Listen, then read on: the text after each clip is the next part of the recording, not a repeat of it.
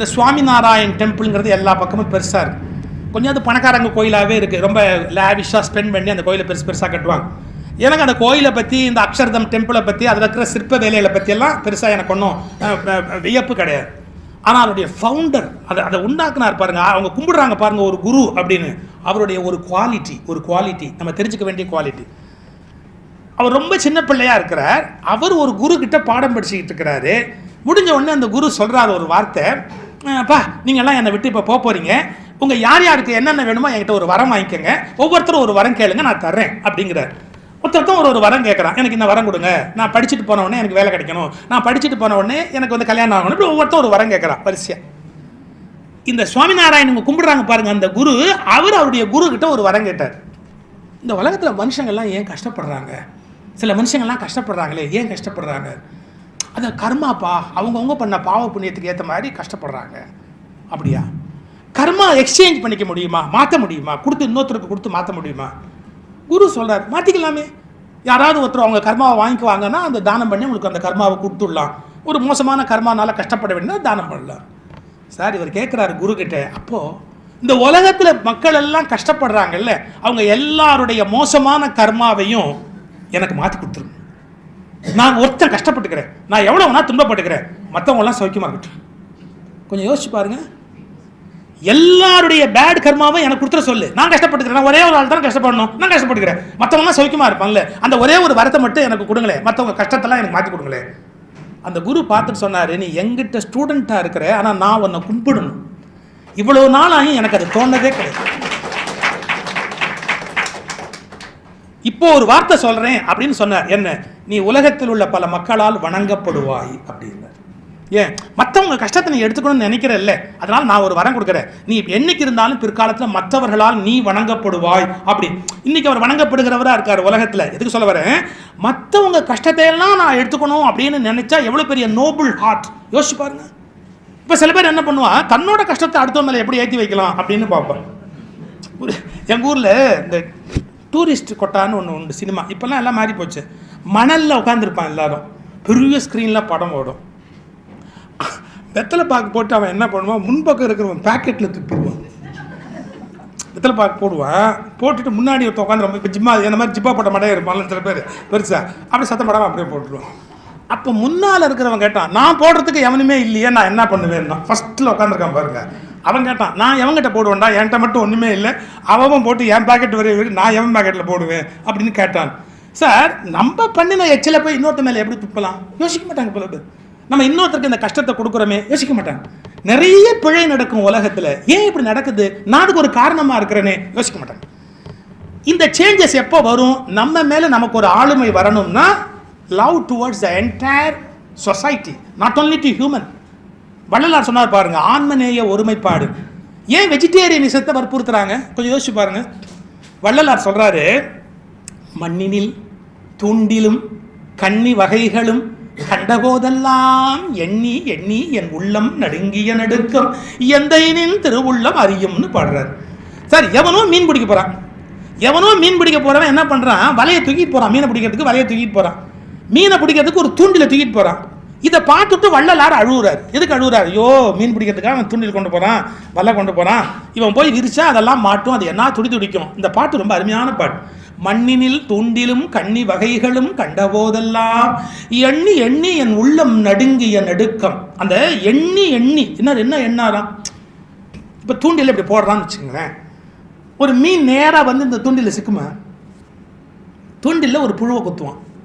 இந்த புழுவை குத்தின உடனே அந்த புழு அப்படியே துடிக்கும் கடந்து. ஏன்னா தூண்டில் குத்தின உடனே அந்த புழு துடிக்கும். இந்த புழு துடிக்கிறத பார்த்துட்டு ஒரு மீன் என்ன பண்ணணும், ஐயோ துடிக்குதே அப்படின்னு துடிக்கணும். அது என்ன பண்ணும், நமக்கு டேபிள் மீல்ஸ் ரெடியாக இருக்குது, ஸோ நம்ம சாப்பிட்லாம். அது பாருங்க, ஒரு செகண்ட் பாருங்க, இந்த புழு இப்படி துடிக்க துடிக்க துடிக்க அது பாருங்க, நேராக அந்த மீன் வந்து அது லபக்குன்னு கவ்வும், தூக்கிட்டான். இப்போ எது துடிக்குது? புழு துடிச்சது, அதை பற்றி கவலையே படலை, மீன் சாப்பிட்டது. அந்த மீன் மேலே தூக்கின உடனே இப்பதான் வள்ளலார் சொல்றார், புழு துடிச்சதை பத்தி கவலைப்படாம மீன் சாப்பிட வந்தது இப்ப இப்படி துடிக்குதுன்னா, இந்த மீனை சாப்பிடுறானே அவன் எப்படி துடிப்பானோ, எண்ணி எண்ணி என் உள்ளம் நடுங்கிய நடுக்கம் எந்த திருவுள்ளம் அறி. புழு துடிச்சது, மீன் துடிச்சது, அப்ப இவன் சாப்பிட்டு மட்டும் துடிக்காம இருக்க முடியுமா? வெஜிடேரியனிசத்துக்கு ஓஷோ ஒரு பியூட்டிஃபுல் ரிப்ளை கொடுத்தார். என்ன? குறைந்தபட்ச கர்ம பதிவுகள் உடையவை தாவரங்கள். ஆனா நீங்க விலங்குகளை சாப்பிடுற பழக்கம் வந்தா அவைகளுக்கு கர்ம பதிவுகள் கூட. அதனாலதான் அதிகபட்ச கர்ம பதிவுகள் உடைய அசைவ உணவை சாப்பிடுற போது இவர்களுக்கு அதிகபட்சமான கர்ம பதிவுகள் ஏற்பட்டு கொண்டே இருக்கு. நீங்க கிளியர் பண்ண வேண்டிய டஸ்ட்பின் பெருசாயிட்டே போகுது. ஏன்? நீங்க உள்ள இன்டேக் பண்ணிருக்கீங்கல்ல, அதனுடைய பாவ புண்ணியத்தை நீங்க கிளியர் பண்ணணும். யோசிச்சு பாருங்க. அப்ப உங்களுக்கு ஒர்க் லோட் ஜாஸ்தி. நீங்க நிறைய அதை கிளியர் பண்ணிக்கிட்டே இருக்கணும். நிறைய பிராணாயாமா பண்ணணும். உங்க ஆத்மாவை ஒளி உடையதா ஆக்கணும். மண்ணுடம்புல இருந்து பொன்னுடம்பா ஆக்கணும். எவ்வளவு கஷ்டம் அது. ஸோ மூலாதார சுவாதிஷ்டானம் உடம்புக்கு நம்முடைய ஒரு விதமான ஆற்றலை உண்டு பண்ணும். இப்போ குண்டலி அங்கேருந்து டிராவல் பண்ணி மணிப்பூரகம் அநாகதம் வந்துருச்சுன்னா, அநாகதம் love towards the entire society, எல்லா உயிர்கள் மீதும், சகல உயிர்கள் மீதும் கருணை காட்டுவர். தென் அதுக்கப்புறம் டிராவல் பண்ணிட்டா தட் இஸ் கால்டு விசுக்தி அண்ட் ஆக்ஞா. விசுக்திங்கிற போது என்னன்னா விசேஷமான தூய நிலை. They are perfect. நீங்கள் நீதி அநீதிங்கிறதுலாம் யாரோ ஒரு நீதி நூல் புத்தகத்தை எடுத்து பார்த்து சொல்ல வேண்டிய அவசியம் இல்லை. நான் இன்னைக்கு ஒன்று சொல்லுவேன், தப்பாக நினைக்காதீங்க. நீ நல்லவனா கெட்டவனானா உடனே அவன் ரிலிஜன்லேருந்து ஒரு புத்தகத்தை எடுத்துக்கிறான். இதில் சொல்லப்பட்ட 7ஆம் அத்தியாயம் 3ஆம் பக்கத்தின்படி நான் நல்லவன், இதில் சொல்லப்பட்டிருக்கிற 8ஆம் அத்தியாயத்தின்படி அவன் அயோக்கியன். இது என்ன புத்தகத்தை எடுத்துக்கிட்டு பேசுறேன்னு? இப்போ நான் ஒரு கிண்டல் எடுத்துக்கிட்டுமா? ஒரு மதத்தில் எது அயோக்கியத்தனமோ அது இன்னொரு மதத்தில் நியாயம். ஒரு மதத்தில் எது நியாயமோ அது இன்னொரு மதத்தில் பச்ச அயோக்கியத்தனம். தெரியுமா? என்ன? மாம்சம் சாப்பிட்றது சமண மத கோட்பாடு படி தப்புங்க. மாம்சம் சாப்பிடக்கூடாது. ஆனால் சமணர்கள் வட்டி வாங்கின மாதிரி எவனும் வாங்க மாட்டாங்க. இவங்க இறக்கம் இல்லாமல் வட்டி வாங்குவாங்க. நான் அவங்கள குறை சொல்றேன்னு பொருள் இல்லை, தப்பா எடுத்துக்கூடாது சார். ஒரு நியாயத்தை பார்க்குறாங்க. என்ன சொல்றாங்க? உயிர் கொலை பண்ணக்கூடாது அப்படிம்பாங்க. ஆனா கவலைப்படாம வட்டி வாங்குவாங்க. ஆச்சுங்களா? இஸ்லாத்துல நீங்க கொலை பண்ணி சாப்பிடலாம் எந்த உயிரையும். வானத்துக்கு கீழ் படைக்கப்பட்ட எல்லாமே இறைவனால் நமக்கு படைக்கப்பட்டவை அப்படின்ட்டாங்க. நல்ல வேளை வானத்துக்கு மேல ஏதாவது இருந்தால் தான் தச்சு. வானத்துக்கு கீழ் படைக்கப்பட்டவை எவையா இருந்தாலும் நாம் உண்ணுவதற்காக படைக்கப்பட்டவை எல்லாத்தையும் அடி வெளுத்து வாங்குவாங்க. ஆனா அவங்க வட்டி வாங்க மாட்டாங்க. ஏன்னா அக்கார்டிங் டு குர்ஆன் தப்பு, வட்டி வாங்கக்கூடாது. யாரும் வட்டி வாங்கக்கூடாது. அப்போ வட்டி வாங்கக்கூடாதுங்கிற தர்மத்தை சொல்லுதே ஒழிய கொல்லாமைங்கிற தர்மம் கிடையாது. கொல்லாமைங்கிற தர்மத்தை சமணம் சொல்லுதே ஒழிய வட்டி வாங்கக்கூடாதுங்கிறத பத்தி பெருசா இல்லை. நான் இது ஏதோ 2 மதத்தை அடையாளம் காட்டினேன்னு நினைக்காதீங்க. எல்லா மதங்களுடைய சடங்குகளுமே இப்படி விமர்சனத்துக்கு உட்பட்டது. ஒயின் சாப்பிட்றது ஒரு சில மதத்தின்படி தப்பு, ஒரு சில மதத்துல செரிமனி. 2வது கல்யாணம் பண்ணிக்கிறது ஒரு மதத்துல தப்பு, ஒரு மதத்துல தட் இஸ் அலௌடு. இல்லையா? நீ உங்களுக்கே தெரிஞ்சுக்கலாம் என்னென்ன மதம் நீங்களே கண்டுபிடிச்சிக்கலாம். ஒரு மதத்துல 2 கல்யாணம் பண்ணா தப்பு, ஆனா இன்னொரு மதத்துல தட் இஸ் அலௌடு. இப்ப நான் ஒரு அநியாயம் பண்ணலாம். எல்லா அயோக்கியத்தனமும் பண்ணிட்டு நான் எல்லா மதங்களின் படியும் நடந்து கொள்கிறேன். என்னை எவன் கேட்பான்? என்னை எவனும் புக் பண்ண முடியாது. ஏன்னா இதுல நான் இந்த மதம், இதுல 2வது கல்யாணம் பண்ணிக்கிற போது அந்த மதம், ஆச்சா வட்டி வாங்கும் போது இந்த மதம், இது சாப்பிடும் போது இந்த மதம், நான் எல்லா மதங்களின் தர்மங்களையும் அனுஷ்டிக்கிறேன்னா என்ன ஒரு பையன் ஒன்றும் கேட்க முடியாது. சார் தயவு செய்து உங்க ரிலீஜியஸ் டெக்ஸ்ட் கையில வச்சுக்கிட்டு 7ஆம் அத்தியாயம் 2ஆம் பக்கம் 3ஆம் பக்கம்னு சொல்லி நியாயங்களை பேசாதீங்க. எங்கால் ஒருத்தன் அடிச்சான் தமிழ்ல, திருவள்ளுவன் பேர். ஏய், மனத்துக்கண் மாசிலனாதல் அனைத்து அறம். நீ பண்றது சரியா தப்பான்னு திருட்டு பயல உனக்கே தெரியும்டா. எவன் சார் சொல்லுவாங்க? மனத்துக்கண் மாசிலனாதல் அனைத்து அரண். இந்த உலகத்தில் தப்பு பண்ற யாருக்குமே இது தப்பா தப்பு இல்லையான்னு இன்னொரு புத்தகத்திலே தெரிஞ்சுக்க வேண்டிய அவசியம் இல்லை சார். அந்தந்த அயோக்கிய பயலுக்கு தெரியும் அது தப்பு. பேங்க்ல 2 திருட்டு பைய திருடினான் சார். பேங்க்ல கொள்ளையடிச்சான். அவன் ஹோல்சேல் திருடன். சின்ன சின்னதாக எடுத்துக்கோனா அப்படி. இப்போ லலிதா ஜோதி ஒரு தட்சம் பார்த்தீங்களா, அந்த மாதிரி மொத்தமாக போய் அள்ளி விடலான்ற முடிவு பண்ணி பேங்க்கில் அள்ளினான். இந்த 2 பையலும் பணத்தை அள்ளிக்கிட்டு வந்தவன் ராத்திரி என்ன பண்ணுறதுன்னு ஊருக்கு வெளியில் போய் ஒரு காட்டில் உட்காந்துக்கிட்டான். ஒருத்தன் கேட்டான், அண்ணே நைட்டுக்குள்ளே இதை எண்ணிடுவோமான்னா. இது உட்காந்து யாரா எண்ணுவேன்? பின்ன இது எவ்வளோ இருக்குன்னு எப்படி தெரியும்? நாளைக்கு பேப்பரில் போடுவான். எவ்வளோ திட்டு போச்சுன்னு போடுவான்ல கண்டிப்பாக பேப்பரில் பார்த்து. அண்ணே ராத்திரி முழுக்க பொழுது போகணுன்னு எண்ணுவோம் வாங்கன்னு எண்ணுனாங்க. 2,40,00,000 எடுத்துருக்கான் கேஷ். 2,40,00,000 எடுத்துட்டான். 2,40,00,000 கண்டுபிடிச்சி எடுத்துட்டான். புரிஞ்சு போச்சு. மறுநாள் பேப்பரில் வருது சார் 2,46,00,000 அபேஸ். ஏன்னா இவனுங்க 6 லட்சத்தை விட்டுட்டு வந்துட்டாங்க. அதை கதவை திறந்தவன் எடுத்துட்டான். எவ்வளோ மொத்தமாக அதோட சேர்ந்து இதுவும் போயிட்டு போகுதுன்ட்டு முதல்ல கதவை திறந்தான் பாருங்க. அவன் அதை எடுத்துட்டான். இந்த 2 திருட்டு பையலும் பேசிக்கிறான். என்ன அநியாயம், திருட்டு பையன் 6 லட்சம் ரூபாய் திருட்டிட்டான். அவன் விளங்குவான்னு நினைக்கிறியான். இப்ப 6 லட்சம் திருட்டுன்னு இவனுக்கு தெரியுது, அதை திருண்டு அவன் விளங்க மாட்டான்னு தெரியுது. ஆனா அதே தப்பு தான் நாம பண்ணிருக்கிறோம்னு தெரியலையே. ஏன் நாம என்ன பண்றோம்? நம்முடைய சரி தவறுக்கு வேற ஏதோ நூல்களை வேடிக்கை காட்டுறோம். கிடையாது சார், உண்மையிலேயே குண்டலினி இந்த 2 சக்கரா தாண்டி 5வது சக்கரா என்டர் பண்ணியாச்சுன்னா நீங்க பெர்ஃபெக்ஷன், ஜுடிஷியஸ், மிக நேர்மையான வாழ்க்கை என்பதற்கு யாரையும் பார்க்க வேண்டாம். அவனை பார்த்த போதும். அவன் லைஃப் ஸ்டைல் எப்படி இருக்கும்? அவன் எந்த டெக்ஸ்ட் புக்கையும் மேற்கோள் காட்ட வேண்டிய அவசியம் இல்லை. அவன் லைஃப் விசுத்திக்கு வந்தாச்சு அப்படின்னு சொன்னா, விசுத்திக்கு வந்த ஒருவன் ஒருபோதும் தன் மனமறிய எந்த விதமான தவறுகளையும் வாழ்க்கையில பண்ண மாட்டான். இப்போ சில பேர் சும்மா சொல்ல, குண்டல் இங்கே வந்துருச்சு அங்கே வந்துருச்சு, அப்படியே பஸ்ஸில் நிற்கிது. வந்துருச்சு இல்லை, அது போய் போக வேண்டிய டெஸ்டினேஷன் போக வேண்டியது தானே. உங்களுக்கு பேசிக் கேரக்டர் மாறி இருக்கா? பேசிக் கேரக்டரே மாறல, அப்புறம் எப்படி நான் குண்டல் நீ கிளம்பும்? பேசிக் நேச்சர் மாறி இருக்கா? அந்த டிராவல் முடிஞ்சு போச்சா? என்ன நடக்கணுமா நடந்ததா? சார் இது வெறும் தியரி இல்லை, அது நீங்க அது உள்ள போய் அது வெளியே வரும்போது என்டையர் பர்சனாலிட்டி சேஞ்ச் வரும். மகான்கள், ஞானிகள், அவங்களுடைய லைஃப் சேஞ்ச் அப்படிதான் சேஞ்ச் ஆகுது. டெக்ஸ்டில் நம்ம படிச்சுட்டு ஒருத்தன் சொன்னான், இவர் சார் கரஸ்பாண்டன்ஸ் கோர்ஸ்லயே ஸ்விம்மிங் படிச்சிருக்காரு சார். கரஸ்பாண்டன்ஸ் கோர்ஸ்ல ஸ்விம்மிங் நம்பி தண்ணியில் போட்டால் என்ன ஆகுறது? இன் பிராக்டிஸ் உள்ளுக்குள்ள lifestyle application, lifestyle changes, உன்னுடைய பிஹேவியர், உன்னுடைய கேரக்டர், உன்னுடைய திங்கிங் பேட்டர்ன் மாறி இருக்கா? கொஸ்டின் வருமா இல்லையா? விசுப்திக்கு வந்துருச்சு அப்படின்னு சொன்னா அவ்வளோ நேர்மையாக இருப்பாங்க. லவுட்ஸ், கன்ஃபியூஷியஸ், நீ உலகத்தோட பெரிய பெரிய ஞானிகள்லாம் பாருங்க, நேர்மைனா நேர்மைக்கு அவ்வளோ துல்லியமாக இருப்பாங்க.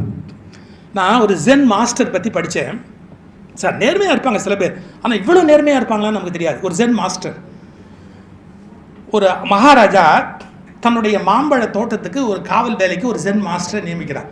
நீங்கள் என்னுடைய தோட்டத்தை பார்த்துக்குங்க அப்படின்னு. அவர் பார்த்துக்கிறார். ஒரு நாள் அந்த மகாராஜா அவன் ஃப்ரெண்ட்ஸோடு வரான். இந்த ஜென் மாஸ்டர் இப்போ தோட்டக்காரர் அவரை கூப்பிட்டு சொல்கிறான், நல்ல பழமாக தித்திக்கிற மாதிரி நல்ல மாம்பழம் ஒரு 10-15 பழம் பறிச்சுட்டு வாங்க அப்படிங்கிற. அவர் ஒரு 20-30 பழம் கொண்டாந்து வைக்கிறார். இவன் எடுத்து கடிக்கிறான். அந்த மகாராஜா புளிக்குது, காடி மாதிரி புளிக்குது.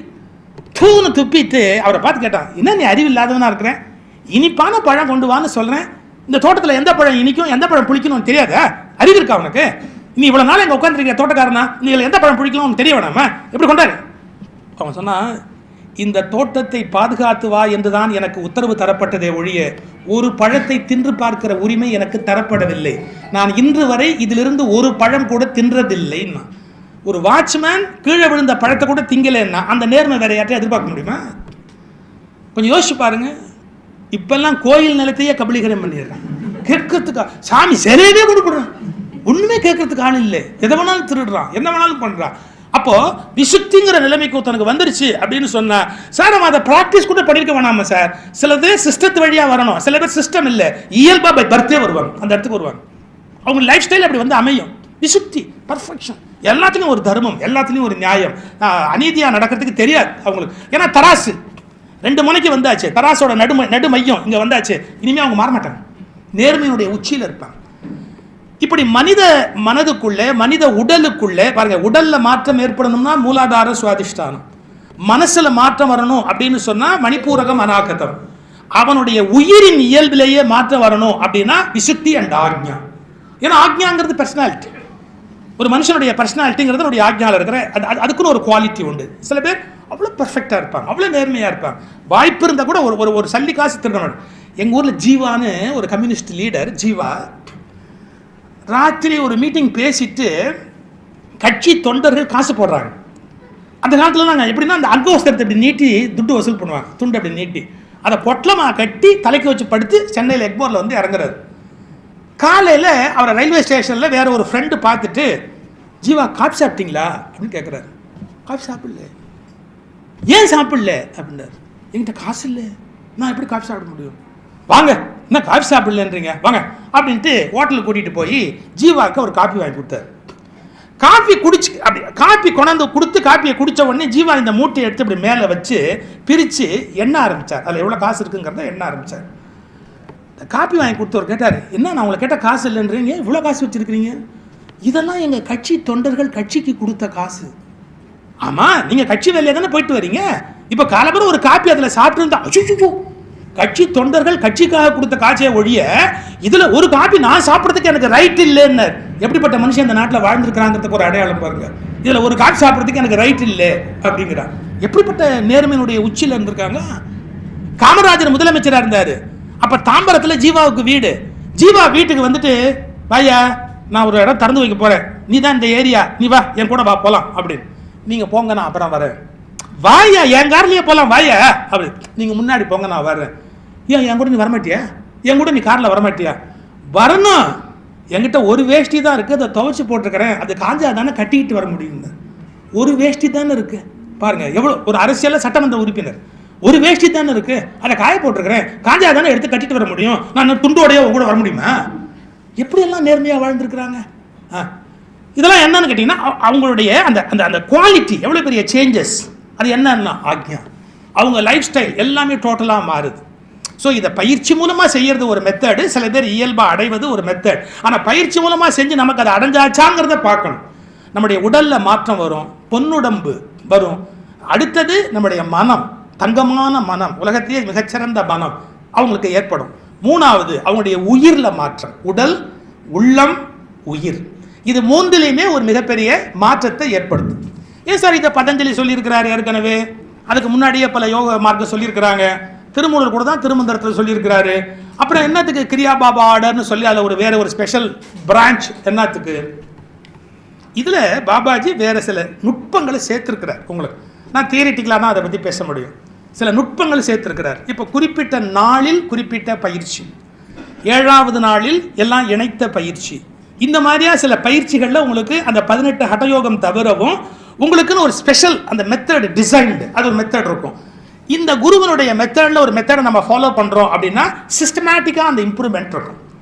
இப்போ நம்ம ஆட்களுடைய மனம் ஏதாவது ஒரு மெத்தடில் போனால் ஒரு சின்ன சபலம் இருக்கும். இதை தவிர நல்ல மெத்தட் உலகத்தில் வேறு இருக்குமோ?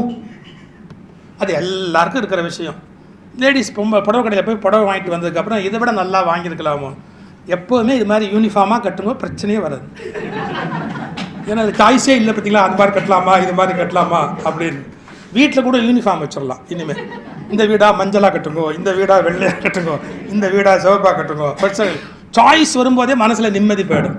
சாரி எதுக்கு சொல்ல வரேன் அப்படின்னு கேட்டால், இதை விட நல்ல குரு இருப்பாரோ, இதை விட நல்ல சிஸ்டம் இருக்குமோ, நம்ம அதுக்கு போயிருக்கலாமோ இதுக்கு போயிருக்கலாமோ அப்படின்னா அந்த சாதகன் அடைய வேண்டிய உச்சத்தை அடைய முடியாது. அடைய வேண்டிய உச்சத்தை அடைய முடியாது. நமக்கு எந்த மாதிரியான மார்க்கம் தரப்பட்டிருக்கிறதோ அந்த மார்க்கத்தை நாம் பின்பற்றுவதற்கு கடமை உடையவர். அதை பின்பற்ற தொடங்குகிற போது என்ன ஆகும், நமக்குள்ள அந்த சேஞ்சஸ் ஏற்பட்டு ஒரு உயர்ந்த உன்னதமான ஒரு வாழ்க்கை கண்டிப்பாக நமக்கு அமை. இதுக்கு உரைக்கல் எது, நமக்குள்ள அது வேலை செய்ய ஆரம்பிச்சிருச்சா இல்லையா, நம்ம பர்சனாலிட்டி நிஜமாகவே மாறி இருக்கா இல்லையான்னு. நான் பக்தி யோகத்தை பற்றியும் பேசுகிறவன் தான், நான் இல்லைன்னு சொல்லலை. ஆனால் பக்தி யோகத்தை பற்றி எனக்கு ஒரு வருத்தம் உண்டு. ஏன்னா பக்தி யோகத்தில் போகிறவங்க என்ன ஆகுறாங்க, ஒரு நாமத்தையோ ஒரு உருவத்தையோ பிடிச்சிக்கிட்டா போதுங்கிற முடிவுக்கு வந்ததுக்கப்புறம் தன்னை சேஞ்ச் பண்ணுறதை பற்றி கவலையே பட மாட்டேங்கிறேன். என்னோட குவாலிட்டியை நான் இம்ப்ரூவ் பண்ணணும், நான் நல்ல மனுஷனாக இருக்கணும், நான் சிறந்த மனிதனாக இருக்கணும், அந்த மாதிரியான அக்கறை இல்லாமல் போயிடும். ஆனால் இந்த தியான முறைகளுக்கு வருகிற போது தான் ஒரு பெரிய சௌரியம் இருக்குது. என்ன, தியான முறையில் வர்றவங்க தன்னை கண்டிப்பாக திருப்தியே ஆகும். ஏன்னா அவங்களுக்குள்ள அந்த சேஞ்ச் வரல அப்படின்னு சொன்னால் அப்புறம் அவங்க பண்ணியிருக்கிற தியானத்துக்கு என்ன பலன் இருக்குது இந்த உலகத்தில்? பக்தி யோகத்தில் அப்படி இல்லை. ஏன்னா பக்தி யோக கதைகளே நீங்கள் பாருங்களேன், ஒருத்தன் கெட்டவனாக இருப்பான், மோசவனாக இருப்பான், கடைசி காலத்தில் சாவர போது ஒரு நாமத்தை சொல்லிட்டு செத்து போடுவான், உடனே அவனுக்கு வைகுந்தத்தில் ஒரு இடம் கொடுத்துருவார் கடவுள் அப்படிங்கிற ஒரு நம்பிக்கை இருக்குது. இல்லை என்ன நடக்குதுன்னு கேட்டிங்கன்னா அதனால அவருடைய விளைவு எவ்வளோ மோசமாக இருக்குது அப்படின்னு கேட்டால் மனுஷனுடைய பண்பாடு மாற மாட்டேங்குது. மனிதனுடைய அந்த என்ன சொல்கிறது, இன்னொருவருக்கு நம்ம துன்பம் அழைக்கிறோமே, இன்னொருவருக்கு கஷ்டம் அழைக்கிறோமே அப்படிங்கிற அந்த எண்ணம் இல்லை. இந்தியாவில் முதல்ல இதை ஓப்பன் பண்ணி விட்ட பெருமை யாருக்கு உண்டு அப்படின்னு கேட்டால் ஒரு மனுஷனுக்குள்ள மாற்றம் வரணும் அப்படிங்கிறத வைதீக மரபில் பேசப்பட்ட விஷயங்கள்லேருந்து ஒட்டச்சு முதல்ல வெளியே வந்தவர் பகவான் புத்தர் தான்.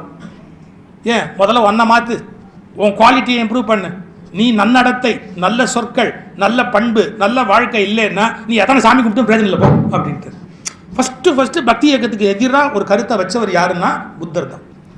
புத்தர்கிட்ட ஒருத்தன் போனால் அவன் சொல்கிறான், எங்கள் அப்பா செத்து போயிட்டாருன்னு, இப்போ என்னை என்ன பண்ண சொல்கிறேன், அவரை சொர்க்கத்துக்கு அனுப்பணும்னா. அவர் எப்படிப்பட்டவர்னு கேட்டார். ஊர்லேயே மோசமான ஆள். அப்போ நீங்கள் சொர்க்கத்தை பற்றி என்ன அபிப்பிராயம் வச்சுருக்கேன்னு? அதெல்லாம் எனக்கு கவலை கிடையாது. அது என்னமோ சொன்னாங்க, தங்கத்தில் தானங்கன்னு கொடுத்துட்டா சொர்க்கத்துக்கு போகலாமா. யார் சொன்னா? அதுக்கு ஒரு பண்டிதரை காமிச்சார். அவர் சொன்னார், அவருக்கு பசு வந்து தங்கத்தில் பண்ணி கொடுத்தா அவர் சொர்க்கத்துக்கு அனுப்புவாராம். ஏன்னா அதுக்கான கேட் பாஸ் அவர்கிட்டே இருக்குதான், அவர் கரெக்டாக அனுப்பிச்சி வச்சுருவாராம். நீ அவர்கிட்ட போய் எனக்கு கொடுத்து பண்ணிக்க வேண்டியது தானே. புத்தர் சொன்னார், கொண்ட கொடுத்துட்டேன், அப்படியும் எங்கள் அப்பா சொர்க்கம் போக மாட்டான்னு எனக்கு தெரியும். தான் ரொம்ப டாப். ஏன்னா அவ்வளோ மோசமான ஆள் எங்கள் அப்பா. ஊர் உலகத்தில் அவன் பண்ண அத்தியாயம் அக்கிரமும் எல்லாம் கிடையாது. என்ன தான் நான் கங்கத்தில் பசு கூட்டா கூட எங்கள் அப்பா போவானான்னு எனக்கு ஒரு டவுட்டாக இருக்குது. அதனால தான் உங்ககிட்ட வந்து நீங்கள் பெரிய மகான். ஒன்று புத்தர் சொன்னார், ஒரு மண்பானை 2 வாங்கிட்டு வா. சரி. வெண்ணெய் 1 கிலோ வாங்கிட்டு வா. சரி.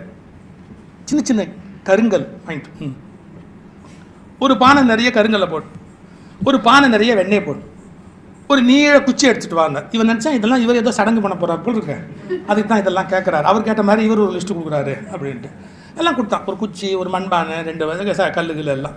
இதை கல்லில் ரொப்புன்னார், ரொப்பிட்டு இதில் வெண்ணெயில் ரொப்பிட்டேன். 2ஐயும் கொண்டு போய் குளத்துக்குள்ளே போடுன்னு. குளத்தில் போட்டான். குளத்தில் போட்டுட்டு இந்த மாதிரி அந்த பானை கீழே விழுது பற்றியா, நீ என்ன பண்ணுற, குச்சியால் அடிச்சுக்கிட்டே சொல்லு, என்ன, வெண்ணையே வெண்ணையே கீழே போ, கல்லே கல்லே மேலே வா, வெண்ணையே வெண்ணையே கீழே போ, கல்லே கல்லே மேலே வா அப்படின்னு சொல்லு. அவன் திரும்பி புத்தரை கேட்டான், உன்னை ஒரு அறிவாளின்னு நம்பி நான் வந்தேன் பாரு, என் புத்தியை எதால் அடிக்கணும்னு எனக்கு தெரியும். புத்தர் கேட்டார், ஏன் எங்கேயாவது வெண்ணெய் கீழே போகுமா? வெண்ணெய் மிதந்துக்கிட்டு மேலே வரும். வெண்ணே வெண்ணையே கீழே போ அப்படின்னா வெண்ணெய் கீழே போகுமா? கல்லே கல்லே மேலே வேணா கல் மேலே வருமா? கல் கீழே தான் போவோம். அப்போ தான் புத்தர் சொன்னார், கல் கீழே தான் போகும்னு உனக்கு தெரியுது, உங்கள் அப்பா நரகம் தான் போவான்னு மட்டும் ஏன் தெரியல. அதை மட்டும் எவனோ 4 பேர் உட்காந்து மந்திரத்தை சொன்னால் குப்புன்னு மேலே போயிடுவான்னு நம்புறிய, எப்படிடா போவான்னு கேட்டேன். எப்படிடா போவான்? உங்கள் அப்பா பண்ணியிருக்கிற அநியாயத்துக்கு அவன் சொர்க்கத்துக்கு போனால் சொர்க்கம் என்ன ஆகுறது? அவன் ஊரில் இல்லாத அழகத்தனை பண்ணுவான், நீ உடனே அவனை மேலே அனுப்பிச்சிருவியா, மேலே போ மேலே போ மேலே போனால் மேலே போயிடுவானே. இதில் சாதாரண விஷயம் இல்லை. முதல்ல மனுஷ இனத்தை உழுக்குனவர் Buddha. Have you change yourself? முதல் கேள்வி கேட்டார். நீ உன்னை மாற்றிக்கொண்டாயா? நீ நல்லவனா? நீ நேர்மையானவனா? நீ ஒழுக்கமானவனா? நீ உண்மையிலேயே பண்பாடு உடையவனா? நீ ஒன்றை மாற்றிக்காம உன்னை எப்படி மேலே அனுப்ப முடியும்? ஸோ உன் குவாலிட்டி சேஞ்ச் ஆகணும், நீ நல்லவனா மாறணும், சிறந்தவனா மாறணும், அப்பதான் உன்னால மேலே போக முடியும் அப்படிங்கிறத முதல்ல பக்தி மார்க்கத்திலேருந்து ஒட்டச்சு வழியில் சொன்ன பெருமை யாருக்கு உண்டுன்னா புத்தருக்கு தான். மகாவீரனும் அந்த மாதிரி ஒரு கருத்து சொன்னார், தட் இஸ் டிஃபரெண்ட், அது வேற. பட் புத்தருடைய ஆளுமை ரொம்ப ஜாஸ்தி. இப்போ நம்ம எதுக்கு வர்றோம்? இந்த பக்தி மார்க்கத்தில் இருக்கிற நல்ல குவாலிட்டிஸ், புத்தர் சொன்ன யோக மார்க்கத்தில் இருக்கிற நல்ல குவாலிட்டிஸ் எல்லாத்தையும் கம்பைன் பண்ணி பின்னால் உருவான சிறந்த மார்க்கம் தான் யோக மார்க்கம். இதை பதஞ்சலி ஒரு வகையில் டிசைன் பண்ணார், ரொம்ப பியூட்டிஃபுல்லாக டிசைன் பண்ணார். பதஞ்சலியினுடைய யோக சூத்திரங்கள் ரொம்ப அற்புதமானவை. அதை எடுத்து ஆழமாக படித்து பார்த்தா, இல்லை ஓஷோவுடைய விளக்கத்தோடு இருக்குது பதஞ்சலி யோக சூத்திரம், ஒரு ஒண்டர்ஃபுல்லான எக்ஸ்பிளனேஷன். அது ஒரு தனி அழகு. அதுக்காக ஒரு சின்ன உதாரணம் மட்டும் சொல்லிடுறேன். அதுவும் நான் இந்த வாட்ஸ்அப்பில் பார்த்தது தான். நல்ல விஷயம், ஒரு சின்ன விஷயம். இந்த நம்ம சும்மா கற்பனைக்கு சொல்கிறோம், பிசாசுன்னு சொல்கிறோம் இல்லையா, அது கெட்ட எண்ணங்களுக்கு அடையாளம் சொல்லுவோம் உருவகமாக. அது பிசாசு என்ன பண்ணிச்சான், ஒரு கழுதையை எங்கேயோ கட்டியிருந்தானா அதை அவுத்து விட்டுடுச்சான் கழுதையை. இந்த கழுதை நேராக போய் ஒரு வயலில் போய் ஒரு வயலை மேய ஆரம்பிச்சுதான். அது இஷ்டத்துக்கு கழுதை அந்த வயலை நாசமாக்குச்சு. உடனே அந்த வயலோட சொந்தக்காரன் பொண்டாட்டி அதை பார்த்துட்டு பயங்கர கோபம் வந்து துப்பாக்கி எடுத்துகிட்டு வந்து அந்த கழுதையை சுட்டுட்டான். நம்ம வயலை இதை வீணாக்குதுன்னு சுட்டுவிட்டார். இவ சுட்டதை பார்த்த உடனே அந்த இந்த கழுதையோட சொந்தக்காரன் இருக்கான் பாருங்க, அவன் பார்த்தான், ஐயோ நம்ம கழுதையை அவள் கொண்டுட்டாளேன்னு நேரம் அவன் அங்கேயும் துப்பாக்கி எடுத்து வந்து அவளை சுட்டுட்டான். அவளை சுட்ட உடனே அவன் புருஷன் பார்த்தான். சில பேர் சந்தோஷப்பட்டிருப்பான், இவன் ரொம்ப அன்புள்ள புருஷன், என்ன பண்ணாட்டி அவன் சுட்டுட்டானே அப்படின்னு கோபத்தில் அங்கேயாந்து வந்தான் பாருங்க, வந்து இவனை சுட்டுட்டான். உடனே அவன் புள்ள பார்த்தான், பாரு என்ன அநியாயமாகி போச்சு, வயலுக்கு தீ வச்சுட்டான். இவ்வளவும் ஆன உடனே இந்த தேவதை ஏஞ்சல் மேலேருந்து வரும் இல்லை, அது இந்த பிசாசை பார்த்து கேட்டுதான், நீ என்ன பண்ண, ஒரு கழுதையை அவுத்து விட்ட பாரு, எத்தனை உயிர் செத்து கிடக்குது பாரு இன்னைக்கு. அதுக்கு அந்த பிசாசு சொன்ன பதில் தான் ரொம்பட்டா, நான் ஒன்றும் பண்ணலப்பா, சும்மா ஒரு கழுதையை அவுத்து விட்டான் அவ்வளோதான். அவன் அடிச்சுக்கிட்டு செத்து போயிட்டான். இது ஏன் தப்பா? நான் சும்மா ஒரு கழுதையை அவுத்து விட்டேன். இன்னைக்கு அப்படி தான் நாட்டில் ஒரு வதந்தி ஒருத்தன் அவுத்து விட்டுறான், சும்மா இல்லாமல் அவன் அடிச்சுக்கிட்டு அப்படி சாகுறான். சும்மா அவன் பாட்டு போகிற பக்கம் ஒரு வதந்தி அவன் பாட்டுக்கு அவுத்து விட்டு கம்மது பேசாமல் போயிடுறான். அவன்லாம் பிசாசுக்கு ஏஜென்ட்டு, சும்மா ஒன்று அவுத்து விட்டுடுறேன். இப்போ நான் எங்கே வரேன்னு கவனிச்சிங்களேன், எதை கேட்டாலுமே நான் அதை எப்படி கையாளணுங்கிற பர்சனாலிட்டி என்கிட்ட சரியா இல்லைன்னா இந்த உலகத்தை யாராவது காப்பாற்ற முடியுமா? நான் சரியில்லை அப்படின்னு வச்சுக்கோங்களேன், அந்த பிரச்சனை காரணம், இந்த பிரச்சனை காரணம், அவரு காரணம், இவர் காரணம் 100 சொல்லலாம். பட் அடிப்படையில் நான் என்னை கட்டமைத்துக் கொள்ளவில்லை அப்படின்னு சொன்னா எப்படி சார் என்னால் எல்லாத்தையும் சரியா பண்ண முடியும்? இப்போ வந்து ஆங்கர் மேனேஜ்மெண்ட் பத்தி கிளாஸ் எடுப்பாங்க. கோபத்துக்கு பல பேர் என்ன தெரியுமா சொல்லுவாங்க, என்கிட்ட ஒன்றும் இல்லை சார், நான் அப்படியே அமைதியா இருந்தேன், அவன் தான் வந்து வம்பிழுத்தான். இதுக்கு ஒரு எக்ஸாம்பிள் நான் சொல்றேன் பாருங்க. ஒரு கிணத்துல தண்ணி இருக்கு, வாளியை ஒருத்தன் எடுத்துன்னு போறான் பாருங்க. வாளியை இப்படி ஒரு ஆட்டம் ஆட்டுறான், அப்படி ஒரு ஆட்டம் ஆட்டுறான். கிணத்துல தண்ணி இருக்கு, வாளி ரொம்பிருச்சு, மேலே எடுத்துட்டான். இப்போ நான் இன்னொரு குறுக்க கேள்வி கேட்கட்டுமா? கிணத்துல தண்ணி இல்லை, ஒருத்தன் இப்படி ஆட்டுறான், அப்படி ஆட்டுறான், இப்படி ஆட்டுறான், அப்படி ஆட்டுறான், வாளியில் தண்ணி வருமா? இப்போ என்ன சொல்றான், 2 தடவை ஆட்டின உடனே வாளியில் தண்ணி வந்துருச்சுங்கிறான். தம்பி, கிணத்துல தண்ணி இருந்தால் தான் வாளியில் வருமே ஒழிய, கிணத்துல தண்ணி இல்லாட்டி 100 தடவை வாளியை ஆட்டினாலும் வாளியில் வராது. அது மாதிரி உங்ககிட்ட கோபம் இருந்தால் தான் 2 பேர் 2 ஆட்டினா உனக்கு கோபம் வருமே ஒழிய, உங்ககிட்ட நிஜமாவே கோபம் ஒரு சொட்டு இல்லைன்னா எவனும் உங்ககிட்ட கோபத்தை வெளியே வரவழைக்க முடியாது. கோபப்படுறவன்லாம் என்ன சொல்றான் தெரியுமா, அவன் தான் என்கிட்ட கோபத்தை வரவழைச்சான். இல்லை, உங்ககிட்ட அபண்டன்ட் ஸ்டாக் இருக்கு. நீ உங்ககிட்ட கோபமே அவைலபிள் இல்லைன்னா எத்தனை வாளியை ஆட்டினாலும் எங்க தண்ணி வரும்? இப்ப நான் என்னுடைய பிஹேவியர் என்னன்னு தான் சார் கவனிக்கணும். நான் ரொம்ப கோவப்படுறவனா, நான் ரொம்ப ஆத்திரப்படுறவனா, நான் ரொம்ப ஆசைப்படுறவனா? அப்ப என்ன நான் சீரமைக்கணும்? பக்தி யோகத்திலிருந்து நம்முடைய ராஜயோகம் அப்படிங்கிற முறை தான் இந்த யோகா மெத்தடு. பக்தி யோகம் முழுக்க கடவுளுடைய நாமத்தை சொல்லு அப்படிங்கிறது. இந்த ராஜயோக மெத்தட்ல எப்படின்னு கேட்டீங்க அப்படின்னு கேட்டா, நீ ஒன்ன சீரமைச்சியா? உன் மனசை பக்குவப்படுத்தினியா? உன் உடம்பை பக்குவப்படுத்தினியா? உன் உடம்பை நீ சொல்ற மாதிரி கேட்கறதுக்கு பக்குவப்படுத்தினியா? உடம்பை பக்குவப்படுத்துக்கு ஹಠ யோகம், அப்புறம் பிராண பயிற்சி முறைகள், அப்புறம் தியான பயிற்சி முறைகள், பிறகு பக்தி யோகமும் வேணும் சார். பக்தி இல்லாமல் மனுஷனால வாழ முடியாது. அதுக்காக தான் பாபாஜியோட நாமத்தை சொல்றது, இல்லை ஏதோ ஒரு வகையில் ஒரு ஈடுபாடு. ஏன்னா மனம் வந்து எவ்வளவுதான் நீங்க கற்றுக் கொடுத்தா கூட அதுக்கு கொஞ்சம் பக்தி யோகம் இல்லைன்னு சொன்னா மனசு சந்தோஷமா இருக்காது. நான் பக்தி யோகத்தை எதிர்க்கவே மாட்டேன். ஏன்னா பக்தி யோகம்னு ஒன்று இருந்தால் தான் சந்தோஷமா இருக்க முடியும் இந்த உலகத்தில், அதை விட முடியாது. ரமணர் சொல்றாரு, எவ்வளவு பியூட்டிஃபுல்லான ஒரு உதாரணம் சொல்றாரு. இந்த கோயிலில் யானை நிற்கும், யானை துதிக்கி அப்படியே ஆட்டிக்கிட்டே இருக்கும், அந்த பக்கம் இந்த பக்கம் துதிக்கி ஆட்டிக்கிட்டே இருக்கும். அந்த யானை துதிக்கி ஆட்டாமல் இருக்கிறதுக்கு அந்த மாவுத்தன் ஒன்று பண்ணுவான். கையில் இருக்கிற அந்த குச்சி இருக்கு பாருங்க, அங்குசம், அதை அப்படி யானைக்கிட்டே கொடுத்துருவான். நீங்கள் எதையாவது ஒன்று யானைக்கிட்ட கொடுத்துட்டீங்கன்னா அப்படியே பிடிச்சிக்கிட்டு அப்படியே ஜென்டிலாக நிற்கும். ஒன்று கொடுத்துட்டீங்கன்னு வச்சுங்க, அப்படியே பிடிச்சிக்கிட்டு அப்படியே நிற்கும்.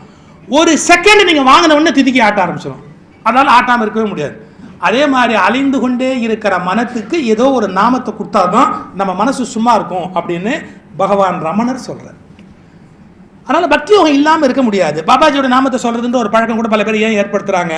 அந்த நாம உச்சாரணத்து மூலம் மனசு சந்தோஷப்படும், மனசு கொஞ்சம் அமைதி அடையும். ஆனால் பக்தி யோகத்தை தாண்டி ராஜயோகத்துக்கு ராஜயோகம் தான் இந்த மாதிரி குண்டலினி மேலே எழுப்புகிற முறை, யோக முறை, இது எல்லாமே ராஜயோகம். அந்த ராஜயோகத்தை பின்பற்றுகிற போது என்னென்னா, தேகம் பலமாகும், மனம் தூய்மையாகும், ஒரு நெறி சார்ந்த வாழ்க்கை உருவாகும், மிக உயர்ந்த ஒரு நீண்ட காலம் நோய் நொடி இல்லாமல் வாழ்கிற ஒரு வாழ்க்கை முறை. நான் சுவாமிராம அவர்களோட பழகி இருக்கிறேன். எவ்வளோ கடினமான நோயாக இருந்தாலும் இந்த பயிற்சி முறை மூலமாக அதை சரி பண்ணலான்னு ஒரு நிரூபிப்பார். சரியானபடி அந்த பயிற்சிகளை மேற்கொள்ளுகிற போது உடம்பு நம்ம சொன்னதை கேட்கும். ஏன்னா திருமூலர் சொல்கிறது தான், காற்றை சரியாக ஏற்றி இறக்கணும்னு சொன்னால் பூமி உடம்புக்குள்ளே எத்தனை விதமான ஒண்டர்ஸ், எவ்வளோ விதமான மாற்றங்கள் ஏற்படுவதற்கான வாய்ப்பு இருக்குது. அப்போ அதெல்லாம் நம்முடைய உடல் நலத்துக்கு உகந்ததாக இருக்கும், மன நலத்துக்கு உகந்ததாக இருக்கும், உயிரை ஒளி உடையதாக மாற்றும்.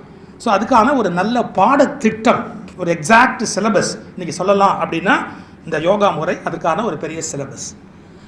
அதில் எத்தனையோ மாஸ்டர்ஸ் இருந்தால் கூட கிரியா பாபாஜியினுடைய பெருமை என்ன அப்படின்னா, still he is in Himalayas and at any time யாருக்கு அவர் அனுகிரகம் பண்ணணும்னு நினைக்கிறாரோ அவர்களோடு அவர் சம்பாஷிக்கிறார், அவர்களோடு கனவில் பேசுகிறார், அவர்களுக்கு வேண்டிய உத்தரவுகளை தருகிறார், அவர்களை நெறிமுறைப்படுத்துகிறார், அவர்கள் தடுமாறும் போது அவர்களுக்கு வந்து வழிகாட்டுகிறார்.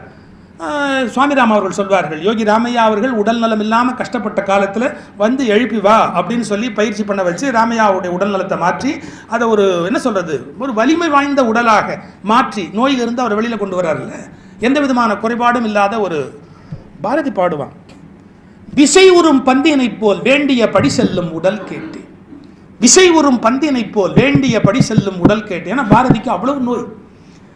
உங்களுக்கு தெரியும், இப்போல்லாம் மருத்துவமனைகள் வந்து பெருகி அப்படியே பல்கி பெருகி நீங்கள் பார்த்தீங்கன்னா மக்கள் படுகிற துன்பம், நோயை கூட பொறுத்துக்கலாம், ஆஸ்பத்திரியை பொறுத்துக்க முடியாது.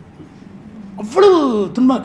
ஆஸ்பத்திரிக்கு போயிட்டு வந்து அதனால் புதுசாக வியாதியை கொள்முதல் பண்ண வேண்டிய கட்டாயத்தில் இருக்கிறேன். நான் லேட்டஸ்ட்டாக சிங்கப்பூர் யூனிவர்சிட்டியில் ஒரு சின்ன தீசிஸ் கொடுத்துருக்கா. குழந்தைங்களுக்கு டயபெட்டிஸும் ப்ரெஷரும் இருக்குது.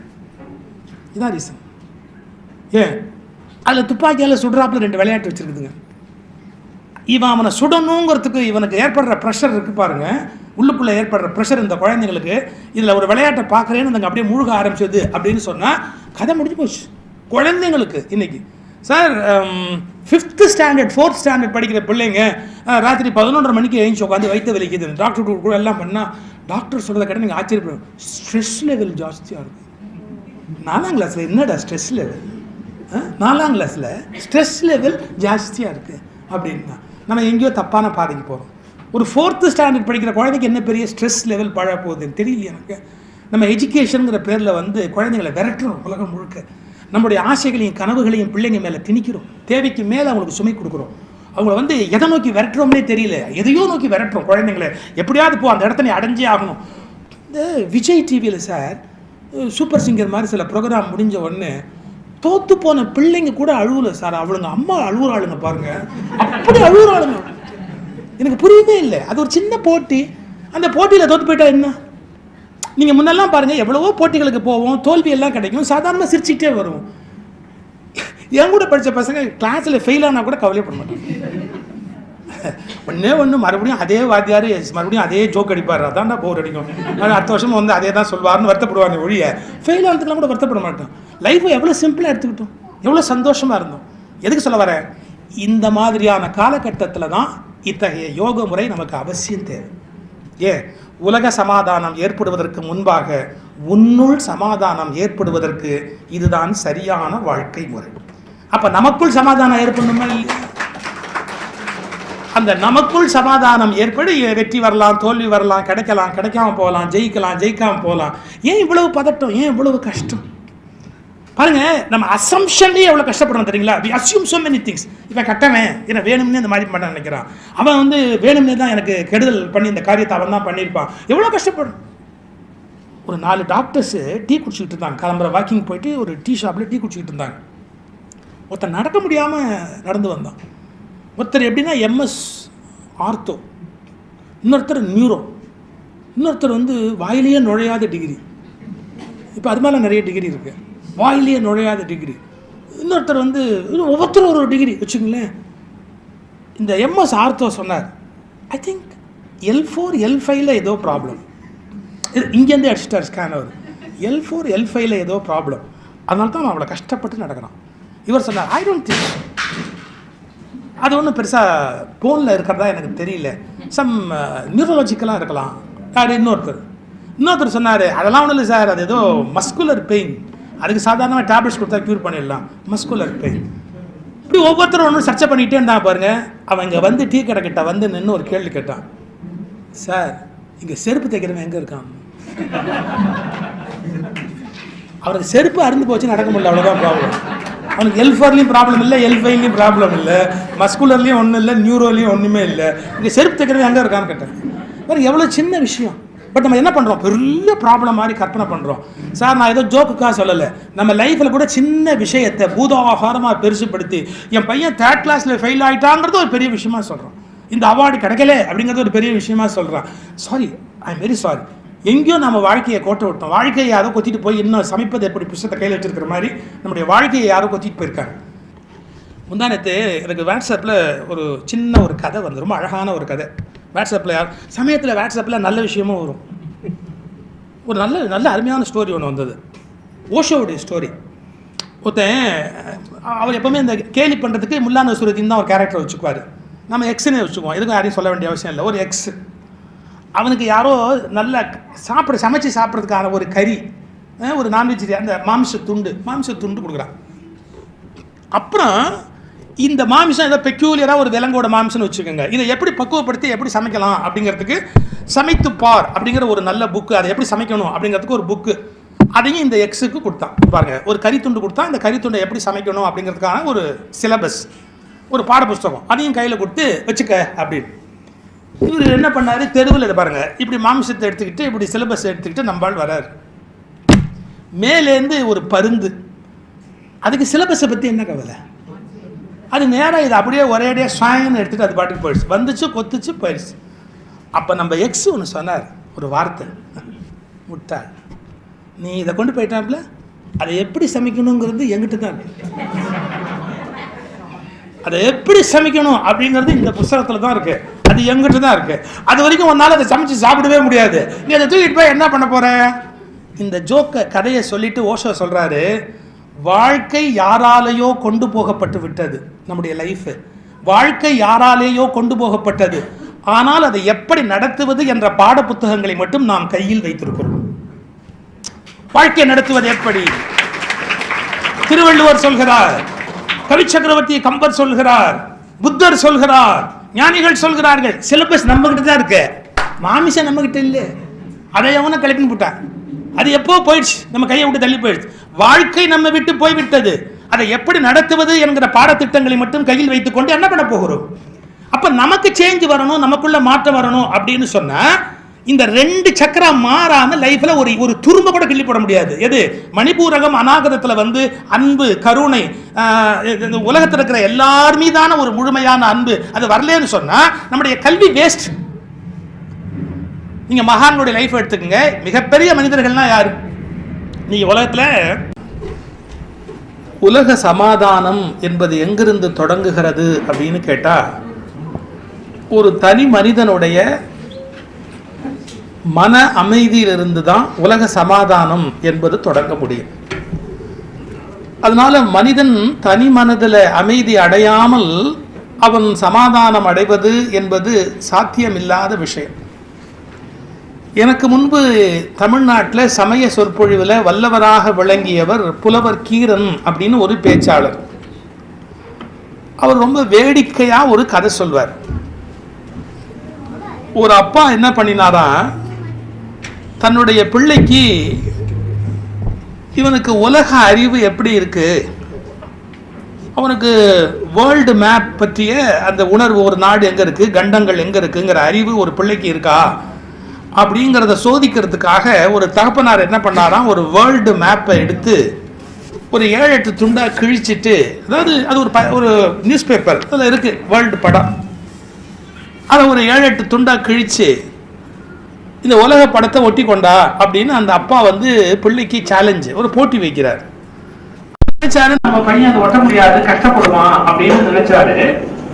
ஆனா அவன் போனா ஒரு 15 நிமிஷத்துல கரெக்டா எல்லாத்தையும் ஒட்டி, ஆப்பிரிக்கா இருக்க வேண்டிய இடத்துல ஆப்பிரிக்கா, அமெரிக்கா இருக்க வேண்டிய இடத்துல அமெரிக்கா, ஐரோப்பா இருக்க வேண்டிய இடத்துல ஐரோப்பான்னு எல்லாத்தையும் ஒட்டி அப்படி கரெக்டா அந்த வேர்ல்டு மேப்பை கொண்டு வந்து அப்பா கையில கொடுத்துட்டு பார்ப்பேன் அப்படின்னு. அவங்க அப்பா ரொம்ப ஆச்சரியப்பட்டாராம், என்னடா இது கஷ்டமான வேலைன்னு இவனுக்கு கொடுத்தா இவன் இவ்வளோ கரெக்டாக ஒட்டிட்டானே அப்படின்னு. எப்படிதான்ப்பா நீ இதை கரெக்டாக கண்டுபிடிச்சி ஓட்டினேன் அப்படின்னு கேட்குறாரு. அதுக்கு அந்த பையன் சொன்னான், எனக்கு வேர்ல்டு மேப்பை பற்றிலாம் தெரியாதுப்பா, ஆனால் நீ ஒரு பத்திரிகையிலேருந்து இதை கிழிக்கும் போது அந்த பத்திரிகையை நான் பின்னாடி பார்த்தேன், அதில் பீமவிலாஸ் அல்வா அப்படின்னு ஒரு ஆள் படம் போட்டிருந்தது. நான் அந்த ஆளை பார்த்து ஒட்டும் போது திருப்பி வச்சு அவன் தலை, அவன் மூக்கு, அவன் கண்ணு, அவன் காது எல்லாம் ஒழுங்காக ஒட்டினோன்னா பார்த்தா உலகம் ஒட்டின மாதிரி ஆச்சு. அப்போ தனி மனிதன் சிதறி கிடக்காமல் ஒருமையானால் அவன் மூலம் உலகமே ஒருமையடைய முடியும் அப்படிங்கிறதுக்கு அது ஒரு அடையாளம். மனுஷன் சிதறி கிடக்கிறதால தான் இன்னைக்கு இவ்வளவு பிரச்சனை, இத்தனை விதமான கோளாறுகள், இத்தனை விதமான தகராறுகள். இதற்கு மனிதன் ஒரு நிலையில் ஒருமைப்பட வேண்டும் அப்படின்னு சொன்னால் அவனுக்குள்ள அந்த இன்டெகிரிட்டி இருக்கணும். இப்போ உடம்பு தனியாக ஒரு நிலையில் செயல்பட்டு, மனம் தனியாக ஒரு நிலையில் செயல்பட்டாலே அது பலவிதமான பிரச்சனைகளுக்கு ஈடு கொடுக்கும். சைக்கோசோமேட்டிக் டிசார்டர்ஸ் அப்படிங்கிறதெல்லாம் இன்றைக்கி நீங்கள் பார்த்தீங்கன்னா எதனால் ஏற்படுது? மனசு ஒரு நிலையில் இருக்கும், உடம்பு ஒரு நிலையில் இருக்கும். அவர்கள் தான் கஷ்டப்படுவதற்கு காரணம். இங்கேயே நாங்கள் இன்றைக்கி காலையில் அம்பத்தூரில் ஒரு குடும்ப நிகழ்ச்சிக்கு போனோம். நான் இங்கே அம்பத்தூர்லேருந்து இங்கே எத்தனை மணிக்கு வரணும்னு நான் இவருக்கு ஃபோன் பண்ணி கேட்கும்போது மணி 4:10. 5 மணிக்கு நீங்கள் இங்கே இருக்கணும் அப்படின்ன உடனே ஒரு நிமிஷம் நான் பதறிட்டேன். நான் என்ன தான் ஆஞ்சநேயராக பறந்து வந்தால் கூட வர முடியாது. இந்த மெட்ராஸ் டிராஃபிக்கில் எப்படி நம்ம எப்படி வரப்போகிறோம் 5 மணிக்குள்ளே அப்படிங்கிறது எனக்கு ஒரு செகண்ட். அப்போ மனசு எனக்கு முன்னாடி இங்கே சென்ட் தாமஸ் மவுண்ட் வந்துருச்சு. ஆனால் என்னுடைய உடம்பு காரில் உட்காந்துருக்கு, எவ்வளவு தான் முயற்சி எடுத்தாலும் அது வேகமாக வராது. அப்போ அப்போ அந்த மனசு முன்னாடி போயிட்டு நான் பின்னாடி இருந்தால் பதட்ட நிலை அப்படின்னு ஒன்று உருவாகுது மனசுக்குள்ளே, உடம்புக்குள்ளே. நம்ம உடம்புக்கு மனசுக்கு நடுவுலையே ஒரு இடைவெளி ஏற்பட்டால் ஒரு பள்ளம் உண்டாகுது. அந்த பள்ளம் ரொம்ப ஆபத்தான பள்ளம் உலகத்தில். ஆனால் நல்ல வேளையாக எப்படியோ சரியாக ஒரு 5 மணிக்குள்ளே நாங்கள் வரும்படியாக திருவருள் வாய்த்தது, பாபாவுடைய குருவருள் வாய்த்தது, கரெக்டாக வந்துட்டோம். ஆனால் அந்த ஒரு கணம் நான் உணர்ந்தேன், நம்முடைய மனம் ஒரு இடத்துலையும் உடம்பு ஒரு இடத்துலையும் இருக்கிற போது எவ்வளவு பெரிய இடைவெளி, எவ்வளவு பெரிய துன்பம் அப்படின்னு. ஆனால் இது தற்காலிகமானது. ஏன்னா எனக்கு ஒன்றும் இல்லை, இப்போ 5 மணிக்குள்ளே அங்கே வரணும் அப்படிங்கிற ஒரு அஜெண்டா மைண்டில் இருக்கிறதால லேட் ஆகிடக்கூடாது அப்படிங்கிற ஒரு பரபரப்பு, அவ்வளோதான். இது உடனே மறைஞ்சிருங்க. 5 மணிக்கு வந்த உடனே இந்த இது மறைஞ்சிரும். சில பேருக்கு வாழ்க்கை எப்படின்னா கடைசி வரைக்கும் அந்த உடம்புக்கும் மனசுக்கும் இடையில இருக்கிற இடைவெளி வாழ்நாள் முழுக்க இருக்கும். அவங்க உடம்பு எங்கேயோ இருக்கும், மனசு எங்கேயோ இருக்கும். அவங்க வாழ்நாள் முழுக்க அவங்களும் துன்பப்படுவார்கள், மற்றவங்களையும் துன்பப்படுத்துவார்கள். அப்போ முதல்ல உடம்பும் மனமும் உயிரும், உடம்பும் மனமும் உயிரும் ஆன்மாவும் ஒன்றுபட ஒற்றை நேர்கோட்டில் வரணும். அப்படியே அதுக்குள்ள ஒரு தொடர்பு இருக்கணும். இந்த இணைப்பை ஏற்படுத்துவதற்கு தான் யோகம் அப்படின்னு பேர். யோக மார்க்கம் அப்படின்னா, யோகம்னா பொருந்துதல் அப்படின்னு அர்த்தம். செதறி கிடக்கிற பல விஷயங்கள் ஒரு நிலையில் பொருந்துமானால் அப்படி பொருந்துவதற்கு யோகம் என்று பொருள். இதை ஏற்படுத்துவதற்கு நிறைய ஆசிரியர்கள் காலம் காலமாக இந்தியாவில் வந்து கொண்டே இருந்தார். அதில் 18 சித்தர்களுடைய மரபு, அது ஒரு தனித்த ஒரு வழிமுறை. நான் அதை முழுக்க எடுத்து பேச ஆரம்பித்தா அது சர்ச்சையில் போய் முடியும். எப்படின்னு கேட்டிங்கன்னா, வேத மரபு அப்படின்னு ஒரு மரபு உண்டு, சித்தர்களுடைய மரபு அப்படின்னு ஒரு மரபு உண்டு. நீங்கள் உண்மையாகவே தமிழ்நாட்டு சித்தர்களுடைய மரபை பற்றிய ஆராய்ச்சி பூர்வமான விஷயத்தை தெரிஞ்சுக்கணும்னா, தமிழ் சித்தர் மரபு அப்படின்னு ஒரு புத்தகம் பேராசிரியர் TN கணபதி அவர்கள், அவருடைய PhD தீசிஸ் அது. விவேகானந்தா கல்லூரியில் எனக்கு ஒரு நான் தத்துவத்துறை பயிலலை, நான் எக்கனாமிக்ஸ் தான் படித்தேன். ஆனாலும் எங்கள் விவேகானந்தா கல்லூரியில் தத்துவத்துறை பேராசிரியராக தலைவராக இருந்தவர், பணியாற்றியவர் பேராசிரியர் TN கணபதி அவர்கள். அவருடைய PhD தீசிஸ் வந்து தமிழ் சித்தர் மரபு. அந்த சித்தர் மரபில் நிறைய நுட்பமான பல தகவல்களை ரொம்ப ஆழமாக பதிவு பண்ணியிருக்கிறார். ரொம்ப டீப்பாக நம்ம ஸ்டடி பண்ணால் வேத மரபு அப்படிங்கிற ஒரு மரபும் சித்தர்கள் மரபு என்ற ஒரு மரபும் ஒன்றுக்கொன்று எதிர்நிலையில் கூட பயணித்ததற்கு நிறைய ஆதாரம் இருக்குது. இப்போ நம்ம அதெல்லாம் எடுத்து சொன்னால் அது நல்லா இருக்காது. ஏன்னா நம்ம ஒற்றுமையை பற்றி பேசுகிறோம், சமாதானத்தை பற்றி பேசுகிறோம். அதனால் வேறு ஒரு கோணத்தில் பார்க்கணும். அல்டிமேட் எய்ம் ரெண்டுக்கும் ஒன்று தான், என்னன்னா மனிதனை அமைதிப்படுத்துவது அப்படின்னு. ஆனால் பக்தி மார்க்கத்துக்கும் சித்தர்கள் மார்க்கத்துக்கும் ஒரு வித்தியாசம் உண்டு. பக்தி மார்க்கத்தினுடைய குருமார்களுக்கும் சித்த மார்க்கத்தில் வருகிற குருமார்களுக்கும் ஒரு வித்தியாசம் உண்டு. நீங்கள் இதை எல்லாமே அறிவுபூர்வமான அனாலிசிஸாக மட்டுமே எடுத்துக்கணுமே ஒழிய சர்ச்சையாக எடுத்துக்கூடாது. இப்போ பக்தி மார்க்கத்தில் எடுத்துக்கிட்டிங்கன்னா, பக்தி மார்க்கத்தில் இருந்த குருமார்களுக்கு உடல் நலம் சில சமயத்தில் குறையும், அதை அவங்க பொருட்படுத்த மாட்டாங்க. இப்போ ராமகிருஷ்ண பரமஹம்சர், பகவான் ராமகிருஷ்ண பரமஹம்சருக்கு தொண்டையில் நோய் இருந்தது.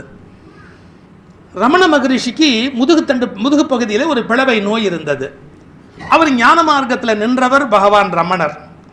ராமகிருஷ்ணர் உங்களுக்கு எல்லா வகையான வழிமுறைகளையும் உலகத்துக்கு சொன்ன ஒரு குரு. ஆனால் அவங்க சரீரத்தை பற்றி பெருசாக கவலைப்பட மாட்டாங்க. சரீரத்தை பாதுகாப்பாக வைத்திருக்க வேண்டும் அப்படிங்கிறதுக்கு முக்கியத்துவம் கொடுக்க மாட்டாங்க. ஞான மார்க்கத்தில் போகிறவங்க சரி, பக்தி மார்க்கத்தில் போகிறவங்க சரி, எப்படி இருந்தாலும் இந்த உடம்பு அழிய போகிறது தானே, அதை போய் ஏன் பெருசுப்படுத்தணும் அப்படிங்கிற மாதிரி ஒரு எல்லையில் இந்த சரீரத்தை, பஞ்சபூதங்களாலான இந்த உடம்பை பெருசாக எடுத்துக்க மாட்டாங்க.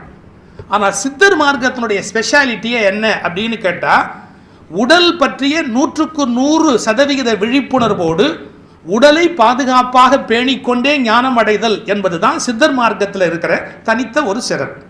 இந்த முதல் வித்தியாசத்தை நம்ம புரிந்து கொள்ள வேணும். பக்தி மார்க்கத்தில் வந்த குருமார்கள், ஞான மார்க்கத்தில் வந்த குருமார்கள், ஆனால் சித்த மார்க்கத்தில் வந்த குருமார்களுடைய இந்த சிந்தனை போக்கில் ஏற்பட்டிருக்கிற ஒரு இடைவெளி. அதனால தான் சித்த மருத்துவம் என்ற ஒரு துறையே தோன்றியது. உடம்பை பாதுகாக்கணும், உடம்பார் அழியின் உயிரார் அழிவர், இந்த உடம்பை பாதுகாக்கணும் அப்படின்னு சிவவாக்கியர் ஒரு உதாரணம் சொல்கிறார். கொஞ்சம் அந்த உதாரணம் கொஞ்சம் கஷ்டமாக இருக்கும் கேட்குறதுக்கு. ஆனால் சிவவாக்கியர் அதை பச்சையாக அப்படியே சொல்கிறார். என்ன சொல்கிறாரு, ஒரு பொண்ணை நீ காதலிக்கிற, அந்த பொண்ணை நீ கல்யாணம் பண்ணிக்கிற. நீ காதலிச்சு ஒரு பொண்ணை கல்யாணம் பண்ணி ஊருக்கு கூட்டிகிட்டு வர்ற. நீ காதலிச்ச பொண்ணை கல்யாணம் பண்ணி ஊருக்கு கூட்டிகிட்டு வரும்போது ஒரு ரவுடி பையன் அங்கேருந்து கத்தியை காமிச்சு, டே நகர்ந்து போட, அவளை எங்கிட்ட விட்டுடுற அப்படின்னு உன் பொண்டாட்டிய காதலிய அவன் கடத்திக்கிட்டு போனா நீ சும்மா இருப்பியா கேட்குறாரு சிவவாக்கியர் பாட்டு. நீ சும்மா இருப்பியா? நீ சும்மா இருந்தா நீ ஆம்பளையா? நீ காதலிக்கிற, கல்யாணம் பண்ற, அந்த பொண்ணை கூட்டிட்டு நீ திரும்பி ஊருக்கு வர்ற, வரும்போது ஒருத்தன் கத்தியை காமிச்சு நகரு அப்படின்னு நான் இந்த பொண்ணை கட்டிட்டு போறேன் அப்படின்னு தூக்கிட்டு போனேன். நீ என்ன இந்த உலகத்துல மரியாதைக்குரிய மனுஷன் அப்படி சொல்லிட்டு சிவவாக்கியர் சொல்வாரு, இந்த சரீரம் எவ்வளவு காலமா நான் பேணி பாதுகாத்தது, இந்த யமன் ஒரு பையன் திடீர்னு குறுக்க வந்து கூற்று வந்த பேர்ல இந்த உடம்பை பிரிச்சு உயிரை பிரிச்சு நான் தனியா கூட்டிட்டு போவேன் அப்படின்னு நான் விட்டுட்டா நான் என்ன மனுஷனான்னு கேட்கிறாரு. இது சிவவாக்கியர். அப்ப நீங்க யோசிச்சு பாருங்க, மரணம் என்பது தவிர்க்க முடியாதது என்பது பக்தி மார்க்கத்தினுடைய சிந்தனை. மரணம் என்பது சரீரத்துக்கு உண்டே ஒழிய ஆத்மாவுக்கு கிடையாது என்பது ஞான மார்க்கத்தினுடைய சிந்தனை. ஆனால் மரணம் இல்லாதபடி உடலை வைத்துக்கொண்டே ஞானம் அடைந்து இந்த உலகத்தில் சிறப்பாக வாழ வேண்டும் என்பது சித்தர் மார்க்கத்தினுடைய சிந்தனை. இந்த 3 டிஃபரன்ஸையும் நம்ம புரிஞ்சுக்கணும். பக்தி மார்க்கத்தை பொறுத்த அளவில் உடம்பு அழியக்கூடியது, கடவுள் மட்டும்தான் அழியாதவர், அதனால உடம்பு அழியறதை பெருசா எடுத்துக்க வேண்டாம், இது பக்தி மார்க்கம். ஞான மார்க்கத்தை பொறுத்த அளவில் என்னன்னா, உடம்பு அழியிறதுப்பா, ஆத்மா அழிவில்லாதது, அதனால ஆத்ம ஞானத்தோட இருக்கணும் அப்படிங்கிறது ஞான மார்க்கத்தினுடைய சிந்தனை. அதுவும் அப்படி அல்ல, உடம்பும் அழியக்கூடாது, நம்முடைய ஆன்மாவும் அழிவில்லாதது, உடம்பில் இருந்தபடியே ஆன்மாவை பாதுகாத்து உனக்குள்ளே இருக்கிற இறைவனை உணர வேண்டும் அப்படிங்கிறது தான் சித்தர்கள் வழிவகுத்திருக்கிற மார்க்கத்தினுடைய ஆழமான சிந்தனை போக்கு. அதை சிவவாக்கியர் பல இடத்துல சொல்றார். அதனால திருமூலர் சொல்றார், உடம்பார் அழியின் உயிரார் அழிவர் அப்படின்னார். உள்ளம் பெருங்கோயில் ஊன் உடம்பு ஆலயம் அப்படிங்கிறார். இது கோயில். இப்போ ஒரு கோயிலை ஒருத்தன் இடிக்கிறானா நீ சும்மா இருப்பியா? கோவப்படுவல்ல. அது மாதிரி இந்த உடம்புல ஏதோ ஒரு நோய் வருது, ஒரு பகுதி வீணா போகுது அப்படின்னா நீ காப்பாற்ற வேண்டாமா? ஒருத்த கோயில் அடிச்சா சும்மா இருப்பியா நீ கேட்கிறார். உள்ளம் பெருங்கோயில் ஊன் உடம்பு ஆலயம் அப்படிங்கிறார். அதனால சித்தர்களுடைய சிந்தனை போக்கு வேறையா இருக்கிறதால தான் இந்த நாட்டில் சித்த மருத்துவம்ங்கிற ஒரு துறையே தோன்றியது. அவங்க இலத்தழையில தொடங்கி மெட்டல்ஸ் தொடங்கி வேறு பல விஷயங்களை எல்லாம் ஆராய்ச்சி பண்ணி, நீங்கள் ஒரு பெரிய ஆச்சரியம், தமிழ்நாட்டு சித்த மருத்துவக் கல்லூரியுடைய பாடப்புத்தகத்தை எடுத்து படித்து பார்த்தா வியப்பாக இருக்கும். அந்த காலத்தில் அவங்க வந்து ஆப்ரேஷன் பண்ணுறதுக்கு, அறுவை சிகிச்சை செய்வதற்கு வேண்டிய கருவிகள் பெருசாக கிடையாது. விலங்குகளுடைய பற்களை பயன்படுத்தி ஆப்ரேஷன் பண்ணியிருக்காங்க. இந்த தாடை இந்த ஜா இருக்கு இல்லையா, ஜா இப்படி இப்படி பிடிக்கிறதுக்கு வசதி இருக்கு பாருங்க. சரியான விலங்குகளுடைய ஜா அதை எடுத்து, தாடை அதை எடுத்து ஒன்றை கவ்வி வெளியே எடுக்கிறதுனா எப்படி எடுக்கிறது அப்படிங்கிறதுக்கான முயற்சியில் சித்த மருத்துவர்கள் ஈடுபட்டிருக்கிறார்கள். இது சித்த மருத்துவ பாரம்பரியத்தில் பாடமாக படித்து பார்த்தா நமக்கு தெரியும் எப்படி அவர்கள் மருத்துவ சிகிச்சை செய்திருக்கிறார்கள். தேரையார் அப்படின்னு ஒரு சித்தரை பற்றி ஒரு குறிப்பு வருது. அதுவே ஒரு பெரிய ஆராய்ச்சி. ஒரு மன்னருக்கு வந்து கடுமையான தலைவலி இருந்தது. தலைவலியை போக்குறதுக்கு என்ன மருந்து சாப்பிட்டு முடியல. அகஸ்தியர்கிட்ட போறாரு. உடனே அகஸ்தியர் சொல்றாரு, எப்பா இது என்னன்னு வெளியிலேருந்து தெரியல, கண்டுபிடிக்க முடியல, வேணா மண்டையை வேணா ஓப்பன் பண்ணி பார்க்கலாம் அப்படின்னு. நீ என்ன வேணா பண்ணிக்க, என் தலைவலி போனா பரவாயில்லை அப்படின்னு அந்த அவன் ஓப்பன் பண்ணிக்க பரவாயில்ல அப்படிங்கிறான். அப்போ மண்டையை பச்சிலைகள் எல்லாம் பயன்படுத்தி மண்டையை ஓப்பன் பண்றாங்க. நல்ல வேளை உள்ளுக்குள்ள மூளைன்னு ஒன்று இருந்தது. இப்போ சில பேர் ஓப்பன் பண்ணி ஏமாந்து போடுவான், உள்ள ஒண்ணுமே இல்லாமல் போய் ரொம்ப கஷ்டப்படுவான். இதை ஓப்பன் பண்ணி பார்த்தா மூளை இருந்தது பெருசு இல்லை. அவருக்கு சின்ன வயசுலேருந்து எப்படியோ ஒரு தவளை உள்ளே போய் உட்காந்து தலைமையில் வளர்ந்துருந்தது. தேரை அப்படிங்கிற கல்லுக்குள்ள தேரை இருக்கும்ல, அந்த தேரை என்பது உட்காந்துருந்தது அப்படின்னு அந்த மருத்துவ குறிப்பில் இருக்கு. எங்க மூளையோட ஒட்டிக்கிட்டு உட்காந்துருக்காது. சின்ன வயசுலேயே உள்ளே போய் அது பரம்பரையாக பட்டா போட்டு வளர்ந்துருக்குது. அங்கேயே இருக்கலாம் அப்படிங்கிற ஐடியா. ஆதார் கார்டு கூட வச்சிருக்கலாம்னு நினைக்கிறேன். அது உள்ளே இருந்தது. இப்போ இதை வெளியில் எடுக்கணும். நான் நீங்கள் இதை உண்மையானலாம் ஆராய்ச்சி பண்ணாதீங்க. அந்த நுட்பம் தான் முக்கியம். இந்த தேரையை வெளியில எடுக்கணும், தலையிலேருந்து வெளியே எடுக்கணும். ஆனால் எடுக்கும்போது அது மூளையை இறுக்கி பிடிச்சி பிச்சுக்கிட்டே வந்துட்டேன்.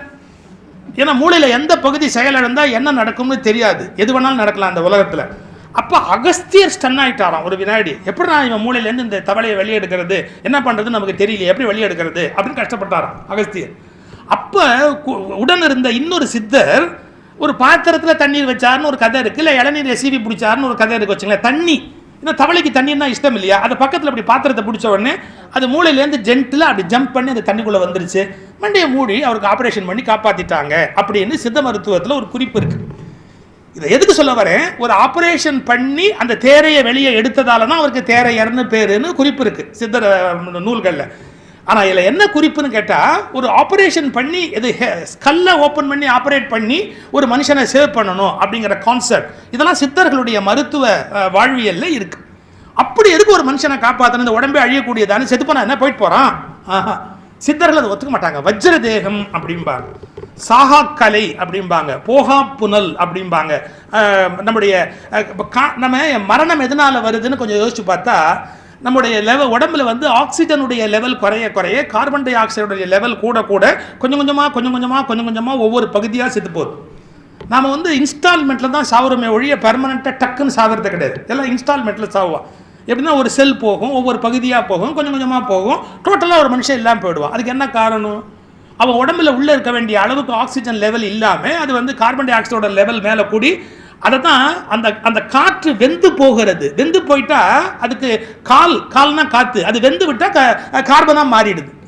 அப்படி மாறாதபடி தன்னுடைய ஆக்சிஜன் லெவலில் கரெக்டாக மெயின்டைன் பண்ணுறவங்களுக்கு மரணம் என்பது எவ்வளவு தள்ளி போட முடியுமோ அவ்வளோ தள்ளி போட முடியும் அப்படிங்கிறது சித்தர்களுடைய கோட்பாடு. அப்புறம் போகா புனல்னு ஒரு கணக்கு வச்சிருக்கிறாங்க. உடம்புலேருந்து ஸ்கலிதமாகக்கூடாது, விந்து ஸ்கலிதமாகி வெளியே போகக்கூடாது. அது எவ்வளவுக்கு உள்ளேயே மீண்டும் மாற்றப்படுகிறதோ அதுக்கு உல்டா முறைன்னு ஒரு பேர் வச்சிருக்கிறாங்க. அதை உள்ளுக்குள்ளே எப்படி அந்த எனர்ஜியை மறுபடியும் உடம்புக்குள்ளே மாற்ற முடியுமோ அப்படி மாற்றுவது, இதெல்லாம் சித்தர்கள் வகுத்து கொடுத்த ஒரு வாழ்க்கை முறை, வழிபாட்டு முறை.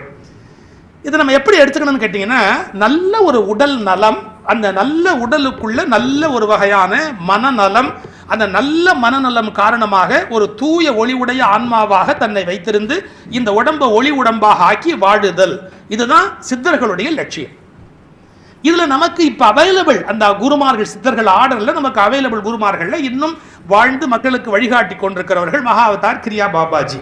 இதுதான் இந்த கான்செப்ட். சித்தர்களுடைய மரபு தேகத்தை வைத்துக்கொண்டே, தேகத்தில் வாழ்ந்து கொண்டே, ஒளி உடம்பை வைத்துக்கொண்டே உலகத்தில் வாழ்தல் அப்படிங்கிறது. வடலூர் வள்ளலார் தமிழில் இதை ஓப்பனாக எழுதி காமிச்ச ஒரு பெரியவர். நிறைய மறைச்சு பல பேர் ஒழிச்சு வச்சாங்க. இது யாருக்கும் கிடைக்காதபடி பார்த்துக்கிட்டாங்க. ஆனால் அதை ஓப்பனாக மக்களுக்கு கிடைக்கணும் அப்படின்னு கஷ்டப்பட்டு எழுதியே அப்படியே ஸ்கிரிப்டிலேயே அப்படியே எழுதி இந்த உலகத்துக்கு கொடுத்துட்டு போன பெருமை வடலூர் வள்ளற் பெருமானுக்கு உண்டு. அவரை பற்றி ஒரு வேடிக்கையான சம்பவம் ஒன்று படித்தேன். வள்ளற் பெருமான்கிட்ட ஒருத்தர் என்ன பண்ணுறான், அவருடைய உருவத்தை மண்ணில் செஞ்சு அவர் காலத்திலேயே அவருக்கு மண்ணில் ஒரு உடம்பு செஞ்சு அதை கொண்டு வந்து வள்ளலார்கிட்ட கொடுத்து, சரி இதை பார்த்தா அவர் சந்தோஷப்படுவார்னு நினைக்கிறான். நான் உங்கள் உடம்பை பாருங்கள், பொம்மையாக பண்ணியிருக்கேன், மண் உடம்பாக பண்ணியிருக்கேன், இதை பாருங்கள் அப்படின்னு கொண்டு வந்து காட்டுறான். வள்ளலார் மகிழ்ச்சி அடையும் இல்லை, ஒன்றும் இல்லை. அந்த பொம்மையை அலட்சியமாக அந்த பக்கம் தள்ளி வச்சுட்டு வேற ஏதோ விஷயத்தில் கவனமாக இருந்தாராம். அவனுக்கு மனசு கேட்கல, நாம் கொண்டு வந்து கொடுத்ததை பற்றி இவர் கவலைப்பட மாட்டேங்கிறாரேன்னு நான் எவ்வளோ அக்கறை எடுத்து உங்களுக்காக இந்த மண்ணில் இந்த உடம்பை பண்ணி கொண்டாந்துருக்கிற பொம்மையை நீங்கள் அதை கொஞ்சம் கூட பாராட்டவும் இல்லை, என்னை வாழ்த்தியும் சொல்லலை, இதை இவ்வளோ அலட்சியமாக தள்ளி வச்சுட்டீங்களே அப்படி. அவர் ரொம்ப கருணை உள்ளவர், அவர் அப்படி பண்ண மாட்டார். ஆனால் அவர் அப்படி நடந்துக்கிட்டாரேன்னு இவன் வருத்தப்படுறான். அப்போ வள்ளற் பெருமான் ஒரு வார்த்தை சொல்கிறார், அப்பா என் வாழ்நாளெல்லாம் இந்த மண்ணுடம்பை பொன்னுடம்பாக்கும் வித்தைக்குத்தான் நான் பாடுபடுகிறேன், நீயோ பொன்னுடம்பை மண்ணுடம்பாக்கி கொண்டு வந்திருக்கிறாய். எவ்வளவு பெரிய வார்த்தை பாருங்க. நான் என் வாழ்நாளெல்லாம் இந்த மண்ணுடம்பை பொன்னுடம்பாக்கும் வித்தையை மக்களுக்கு தருவதற்குத்தான் பாடுபடுகிறேன், ஆனால் நீயோ பொன்னுடம்பை மண்ணுடம்பாக்கி கொண்டு வந்திருக்கிறாய், நான் இதில் மகிழ்வதற்கு என்ன இருக்கிறது? இதுதான் சித்தர்களுடைய மார்க்கமே, இந்த மண்ணுடம்பை பொன்னுடம்பாக ஆக்குதல். அது எப்படி மண்ணுடம்பை பொன்னுடம்பாக ஆக்க முடியும்? இது பஞ்சபூதங்கள்ல பெருவாரியாக மண்ணினால் ஆன உடல். பெருவாரியா சில பேர் 10% பார்த்தால களிமண் மாதிரி இருப்பாங்க, பார்த்தாலே தெரியும். பார்த்தா இடத்த உட்காந்து எந்திரிக்க முடியாது, எந்திரிச்சா உட்கார முடியாது, ஒன்றும் பிரச்சனை கிடையாது. எதுவும் விளையாது, எது போட்டாலும் விளையுமா களிமண்ல? ஒன்றும் விளையாது. அப்படி மண்ணுடம்பாக இருக்கிற போது மண்ணினுடைய அம்சம் உடம்புல அதிகமாக இருக்க இருக்க இருக்க என்ன ஆகும்னா அவர்கள் ஞானம் அடைய முடியாது. இந்த உலகத்துல இருந்து அப்படியே இறந்து போக வேண்டியது, அடைய வேண்டிய உயர்நிலையை அவங்களால அடைய முடியாமல் போயிடும். அந்த மண்ணுடம்புல மண்ணினுடைய தன்மையை குறைச்சி நீரினுடைய தன்மையை ஏற்றி, பிறகு நீரினுடைய தன்மையை ஒரு அளவில் கொண்டு வந்து நிறுத்தி, அதில் நெருப்பினுடைய தன்மையை கூட்டி, நெருப்பினுடைய தன்மையை ஒரு அளவிலேயே கண்ட்ரோலில் கொண்டு வந்து காற்றினுடைய தன்மையை கூட்டி, கடைசியாக காற்றினுடைய தன்மை இந்த 4 பூதங்களுடைய தன்மையை ஒருநிலைப்படுத்திவிட்டு ஆகாச உடலாக ஆக்குதல், ஒளி உடம்பாக மட்டுமே அதை ஆக்குதல். அப்படி ஆகாய வடிவான ஒரு உடலாக ஆக்குதல் தான் சித்தர்களுடைய பூரணமான லட்சியம்.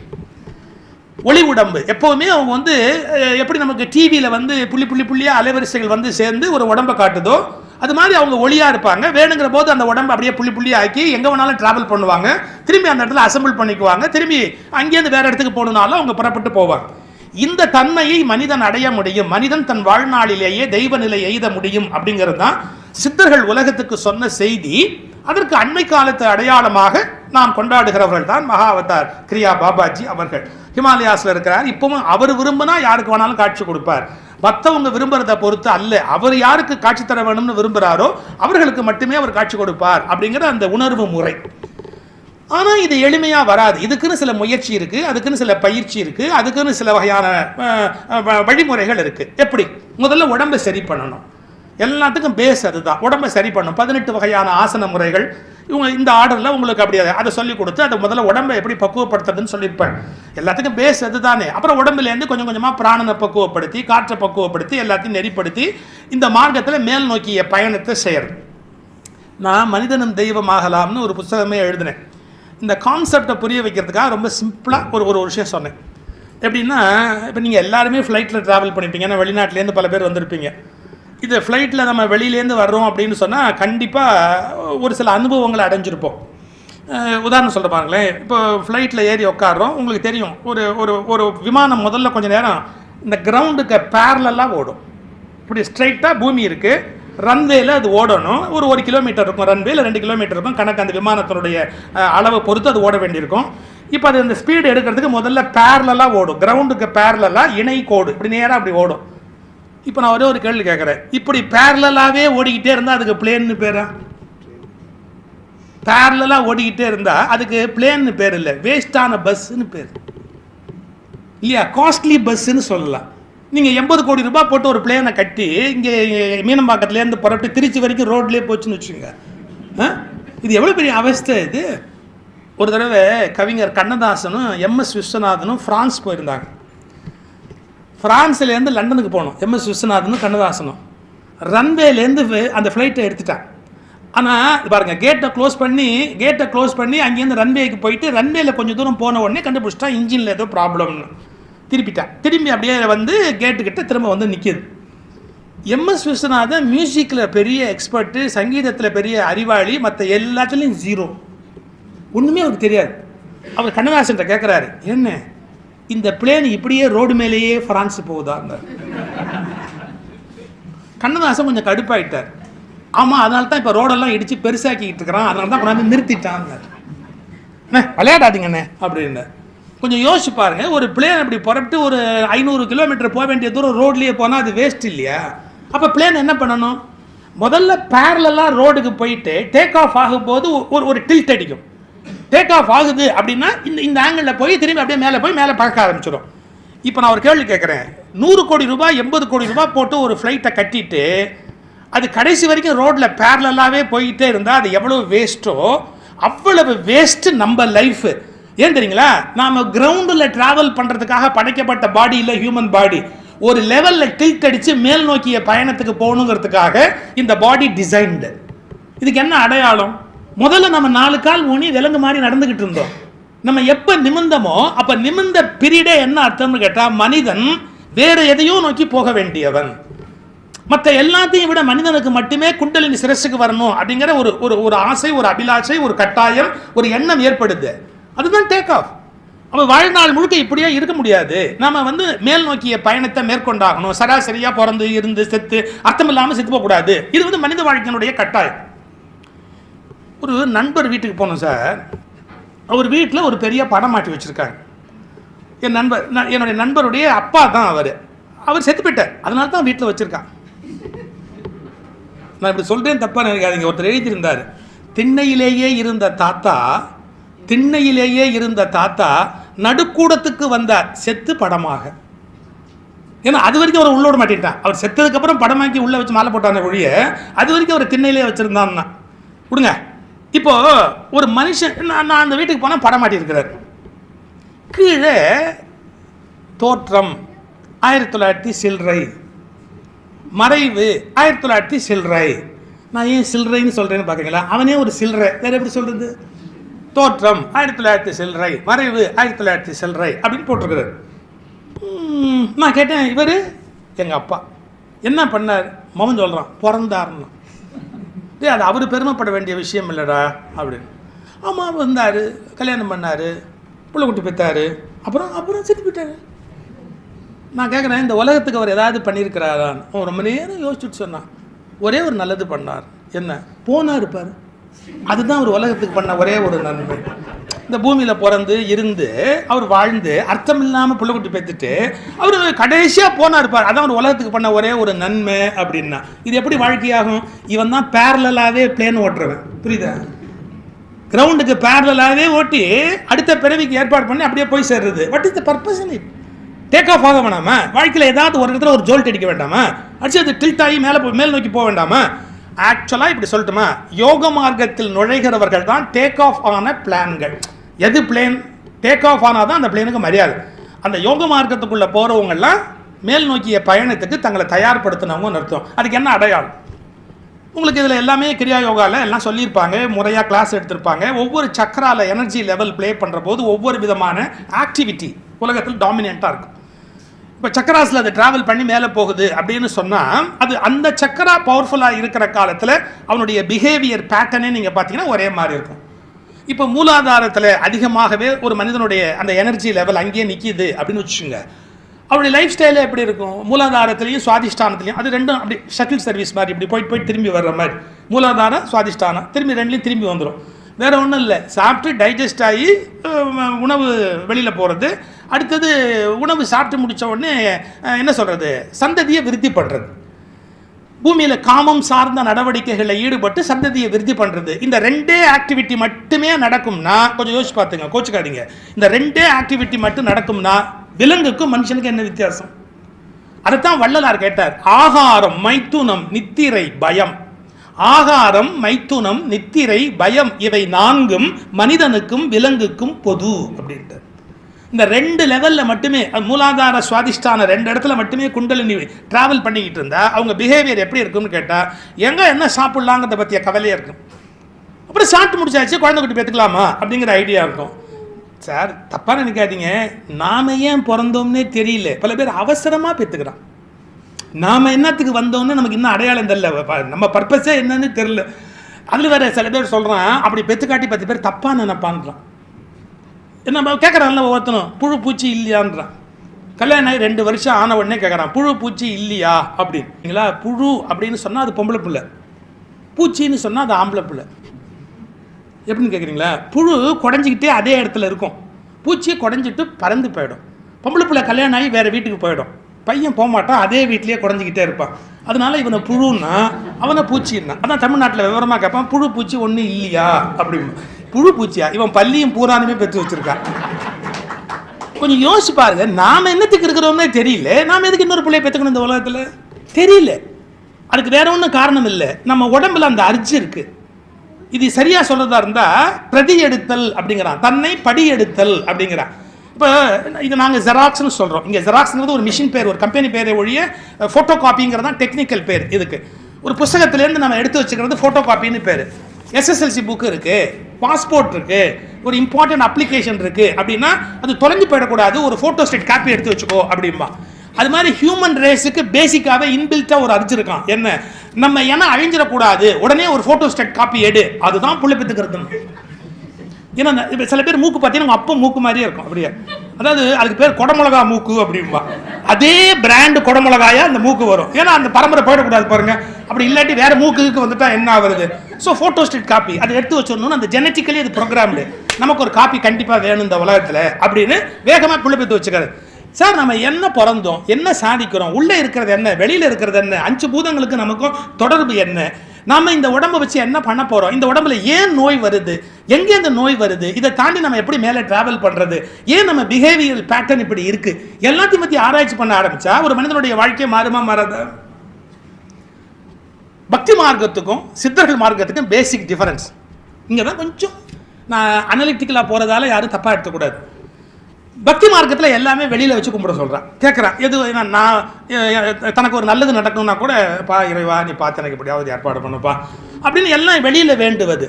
யோக மார்க்கத்தில் அப்படி இல்லை. ஏன்னா அங்கே போய் ஒருத்தனை கேட்டுக்கிட்டு இருக்கிற, உனக்குள்ளே இல்லை, உனக்குள்ளேயும் அதே தானே உட்காந்துருக்கு, அப்போ நீ அதை நீ மாற்றி அமைக்க முடியாதா? ஒன்றை நீயே ஆராய்ச்சி பண்ணக்கூடாதா? உனக்குள்ளேயே நீ பயணப்பட மாட்டியா? ஏன் நான் அப்படி நடந்துக்கிட்டேங்கிறத பற்றி எப்போவுமே நீ யோசிக்க மாட்டியா?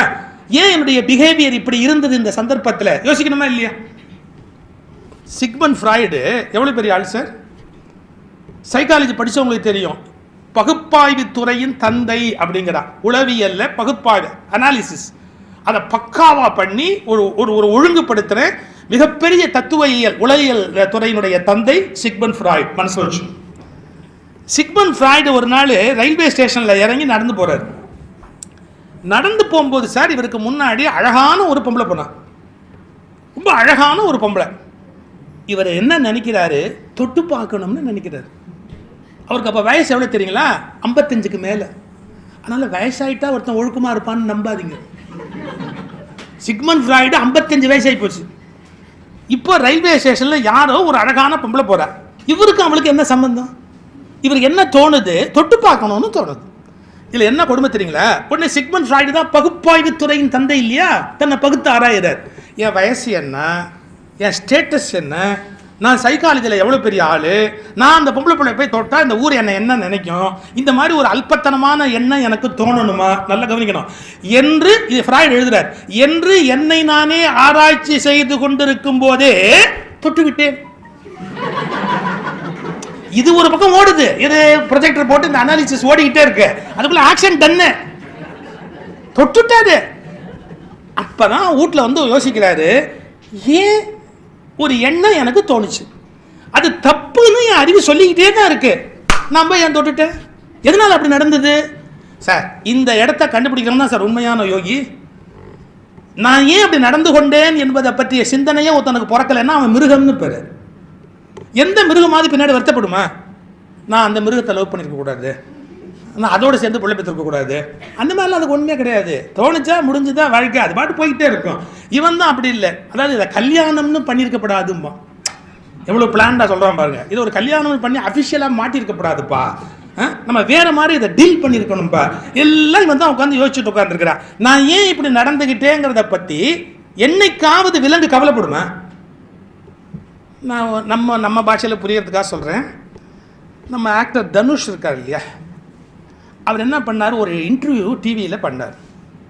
அந்த டிவி இன்டர்வியூ போது என்ன பண்ணிட்டார், அவர் ஏதோ இட கூடமாக கேள்வி கேட்டாங்க. அதுக்கு தானே டிவியை வச்சுருக்கான். மொத்த மானம் ரோட்சம் வெக்கம் எல்லாம் போகிறாப்புல இது யாவது கேள்வி கேட்பான். கேட்கறதுக்கு தான் அவனுக்கு சம்பளம் கொடுத்தாங்க உட்காந்து வச்சுருக்கான். பல பேர் மானம் ரோட்சம் இல்லாமல் தான் அதுலேயே உட்காந்துருக்கான். அது அதை விட பெரிய கொடுமை. அதை வேற பக்கம் தள்ளி வைப்போம். என்ன பண்ணிட்டான், தனுஷை இரிட்டேட் ஆகிற மாதிரி பர்சனல் லைஃப்லேருந்து ஏதோ கொஸ்டின் கேட்டேன். அவருக்கு கோவம் வந்துருச்சு. மைக்கு அது அந்த மைக்கு இப்படி காலர் மைக்கு இங்கே போட்டிருப்பாங்க, இதை புட்டிங்கி அப்படியே தூக்கி அப்படியே கீழே போட்டு எரிச்சலோட அந்த இடத்த விட்டு ஏஞ்சி போயிட்டார் அவர். இது நடந்த சம்பவம். எப்படி செல்ஃபி எடுத்தவனை சிவகுமார் ஓங்கி ஒன்று விட்டாரோ, இதெல்லாம் இது ரிஃப்ளெக்ஸ் ஆக்ஷன். அவங்களால பிளான் பண்ணி இல்லை, அவங்கள டிசைட் பண்ணி பண்ணல. இதெல்லாம் டபக்குன்னு இமீடியட்டாக ரியாக்ட் பண்ணிட்டாங்க அந்த கோவத்தில். அப்படியே புட்டுங்க அந்த மைக்கை புடுங்க தூக்கி அப்படியே கீழே போட்டார். டாம் டூம்னு கோச்சிட்டு ஏஞ்சி அந்தாண்டு போயிட்டார் அவர். ஒரு 4 நாள் கழித்து தெலுங்கில் ஒரு இன்டர்வியூ அவருக்கு. அங்கே கேள்வி கேட்டான், நீங்கள் வந்து அந்த இன்டர்வியூவில் அப்படி பண்ணிட்டீங்களேன்னா. ஆனால் அப்போ தனுஷ் ஒரு வார்த்தை சொன்னார். இந்த வார்த்தை ரொம்ப முக்கியம். நான் அப்படி நடந்து கொண்டு இருக்கக்கூடாது, யூஷுவலாக நான் அப்படி நடந்துக்கிற ஆள் இல்லை, ஆனால் நான் ஏன் அப்படி நடந்துக்கிட்டேன்னு எனக்கு தெரியல. அப்போ பியூட்டிஃபுல்லாக ஒரு ரிப்ளை பண்ணார். ரொம்ப அழகான ரிப்ளை. அது என்னை இரிட்டேட் பண்ணுற மாதிரி ஒரு கொஸ்டின் கேட்டார், நான் அதை வேறு மாதிரி ஹேண்டில் பண்ணிட்டு இருக்கலாம். எப்படி ஹேண்டில் பண்ணியிருக்கலாம்? இப்போ ஒரு கொஸ்டின் கேட்ட உடனே அவரை பார்த்து பதில் சொல்ல விருப்பம் இல்லைன்னா என்ன தெரியுமா சொல்லலாம், நெக்ஸ்ட் கொஸ்டின், முடிஞ்சு போச்சு. அவருக்கு என்ன இல்லை நீங்கள் அந்த கொஸ்டின் பதில் சொன்னால் தான் அடுத்த கொஸ்டின் போவேன்னு சொல்ல முடியுமா? முடியாது. நல்ல கவனிங்க, என்னை கேள்வி கேட்கறதுக்கு உனக்கு எவ்வளவு ரைட் இருக்கோ அவ்வளவு ரைட்டு பதில் சொல்லாமல் இருக்கிறதுக்கு எனக்கு இருக்கு. இதை எக்ஸசைஸ் பண்ணியிருக்கலாம். எப்படி பண்ணியிருக்கலாம்? நெக்ஸ்ட் கொஸ்டின், நெக்ஸ்ட் கொஸ்டின், முடிஞ்சு போச்சு. எனக்கு அப்போ அப்படி தோணலை, நெக்ஸ்ட் கொஸ்டின் கேட்கணும்னு தோணலை, நான் இப்படி நடந்திருக்க வேண்டாம் அப்படின்னார். இப்போ என்னோட இன்டென்ஷன் தனுஷை பற்றி ஆராய்ச்சி பண்ணுறது இல்லை. இதே மாதிரி நம்ம லைஃப்பில் நடக்கலையா? நான் அப்படி நடந்து கொண்டு இருக்க வேண்டிய அவசியம் இல்லை, நான் ஏன் அப்படி நடந்துக்கிட்டேன், நான் அதை வேறு மாதிரி ஹேண்டில் பண்ணியிருந்துருக்கலாம், இந்த பிரச்சனை நான் வேறு மாதிரி பண்ணியிருக்கலாமே. கோவத்தில் ஒருத்தர் சொல்கிறாரு, கெட்ட வார்த்தை சொல்லி திட்டுறாரு. சில பேர் சொல்லுவாங்க, வேறு என்கிட்ட ஒரு வார்த்தை சொன்ன 100 வார்த்தை திருப்பி சொல்லுவேன். உனக்காவது ஒரு கெட்ட வார்த்தை தெரியும், எனக்கு 100 வார்த்தை இங்கிலீஷில் தெரியும், ஹிந்தியில் தெரியும், அரபில் தெரியும், ஆரம்பித்து எல்லாத்தையும் சொல்லிட்டு தான் ஓய்வான். இப்போ அவன் ஒன்று சொன்னால் நம்ம 100 சொல்லணுமே. ஏன் நம்ம அப்படி பிஹேவ் பண்ணுறோம்? இங்கே தான் வரணும். நாம் நம்ம மேலே நமக்கு ஆளுமை இல்லை. எப்படி நம்ம மேலே நமக்கு ஆளுமை இல்லை. யாருக்கு தன் மேலே தனக்கு ஆளுமை இருக்கோ அவங்க அவசியம் இல்லையே, நான் இந்த விஷயத்துக்கு இப்படி ரியாக்ட் பண்ண வேண்டிய அவசியம் இல்லையே. இங்கிலீஷ் 2 வார்த்தை சொல்லுவான், ரியாக்ட் பண்ணுறது வேறு, ரெஸ்பாண்ட் பண்ணுறது வேறு அப்படின்பா. நம்ம லைஃப்பில் எல்லா விஷயத்துக்கும் ரியாக்ட் பண்ணக்கூடாது. சில விஷயத்துக்கு ரெஸ்பாண்ட் பண்ணணும், சில விஷயத்துக்கு தான் ரியாக்ட் பண்ணணும். ஸோ இது ஏன் இப்படி நடந்துக்கிறோம் நமக்கு தெரியல. இதெல்லாம் நம்முடைய இப்போ நான் வரேன், இது எல்லாமே எங்கடா ப்ரோக்ராம் ஆகிருக்கு அப்படின்னு கேட்டிங்கன்னா நம்முடைய ஜீனில் ப்ரோக்ராம் ஆயிருக்கு. நான் ஏன் அப்படி நடந்துக்கிறேன் அப்படின்னு சொன்னால் நம்ம ஜீனில் அது ப்ரோக்ராம். இதை நீங்கள் எரேஸ் பண்ணுவீங்களா? இப்போது நம்ம ஒரு டேப்பில் ஒன்று பதிஞ்சிருந்ததுன்னா எரேஸ் பண்ணிடலாம். இப்போ வேற ஒரு சிஸ்டத்தில் ஃபோனில் பண்ணுறோம், டெலீட்னு பண்ணி தட்டி எறிஞ்சிடலாம். ஒரு 10 நாள் முன்னாடி ஒருத்தன் அவசரமாக ஓடியாந்து ஒரு 10 பேர் என்கிட்ட ஃபோட்டோ எடுத்தான், செல்ஃபி எடுத்தான். அது ரயில்வே ஸ்டேஷனில் ஒருத்தன் ஓடியாந்து அவசரமாக அவனும் என்கிட்ட செல்ஃபி எடுத்தான். எடுத்துட்டு என்னை பார்த்து ஒரு கேள்வி கேட்டான், நீங்கள் யாருன்னா. இது வரைக்கும் என் லைஃப்பில் இது மாதிரி நடந்ததே கிடையாது. செல்ஃபி எடுத்துட்டு அப்புறமா என்ன கேட்குறான், நீங்கள் யார் அப்படின்னு. நான் சொன்னேன், நீ யாருன்னு நினச்சி எடுத்தேன்னு கேட்டேன். நான் யாரையும் நினைக்கல சார், 7 பேர் எடுத்தான், ஒருவேளை நீங்களும் ஒரு விஐபியாக இருந்து நம்ம எடுக்காமல் போயிட்டா தப்பாக போயிடுமேன்னு தான் எடுத்தேன். சரி, இப்போ எதுக்கு என்ன கேட்குற, நீ யாருன்னு என்ன கேட்குறியே? அவன் சொன்னான், சார் வச்சிருக்கணுமா டெலீட் பண்ணுமாங்கிறதுக்காக தான் கேட்குறேன். இப்போ பாருங்க, இதில் நீங்கள் தப்பாக கொண்டாந்துட்டா டெலீட் பண்ணிடுறீங்க இல்லையா? தப்பாக ஒன்று வந்துருச்சு அப்படின்னா ஒன்று டெலீட் பண்ணிடுறீங்க. உங்கள் பாடியில் ஜெனட்டிக்கலி ப்ரோக்ராம்டு விஷயம் எப்படி டெலீட் பண்ணுவீங்க? நான் சொன்ன பாருங்க, சிக்மண்ட் ஃப்ராய்டு போய் தொட்டாருன்னு சொன்ன பார்த்தீங்களா, அது அவருக்கு ப்ரோக்ராம்டு. கொஞ்சம் யோசிச்சு பாருங்க, அறிவு பூர்வமாக யோசிச்சா அப்படி செய்வாரா?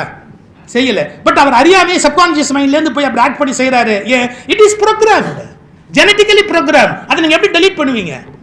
அதை எப்படி மாற்றி எழுதுவீங்க? நீங்கள் நல்லா யோசிச்சு பார்த்தா தெரியும். நம்முடைய சித்தர்கள் காட்டிய இந்த மெத்தட் இருக்கு பார்த்தீங்களா, மனதை தன்னுடைய ஆளுமைக்கு கொண்டு வருதல். அது எப்படி முடியும்? உங்களுடைய பிராணாயாம பயிற்சிகளின் மூலம் மனதை தன்னுடைய ஆளுமைக்கு கொண்டு வருகிற காலத்தில் சப்கான்ஷியஸ் மைண்டோட ரூலிங் குறைஞ்சு போய் கான்ஷியஸ் மைண்டோட பிஹேவியர் மட்டுமே நிற்கும். நம்ம லைஃப்ல எந்த தப்பும் பண்ண முடியாது, ஏன்னா கான்ஷியஸ் மைண்ட் தப்பு பண்ண அலோவ் பண்ணாது. நீங்க ஸ்மோக் பண்ற யாராவது கான்ஷியஸ் மைண்டோட பண்ணுவான்னு நினைக்கிறீங்களா? ஒரு ஆன்சைட்டியும் ஒரு பதட்டமும் கையிலேயே இருக்கும். அதை பாருங்க, பற்ற வைக்கும் போது எப்படி பற்ற வைப்பான், அதை தட்டும் போது 2 தடவை இப்படி தட்டுவான், ரொம்ப வேகமாக அழுப்பான். அது ரொம்ப நிதானமாலாம் யாரும் சிகரெட்லாம் குடிக்க முடியாது. அது அவ்வளோ ஒரு படபடப்பு இருக்கும். ஏன்னா எல்லாம் சப்கான்ஷியஸ்லி ப்ரோக்ராம்டு, அது உள்ளுக்குள்ளே இருந்து. இதை நீங்கள் எப்படி அரெஸ்ட் பண்ணுவீங்க, எப்படி டெலீட் பண்ணுவீங்க? அதுக்கான மெத்தடு தான் இது. நம்ம முறையாக சில பயிற்சிகளை மேற்கொள்ளுகிற போது முதல்ல சரீரம் வசப்படும், சரீரத்துக்கு அடுத்து மனம் வசப்படும். எப்படி தெரியுங்களா?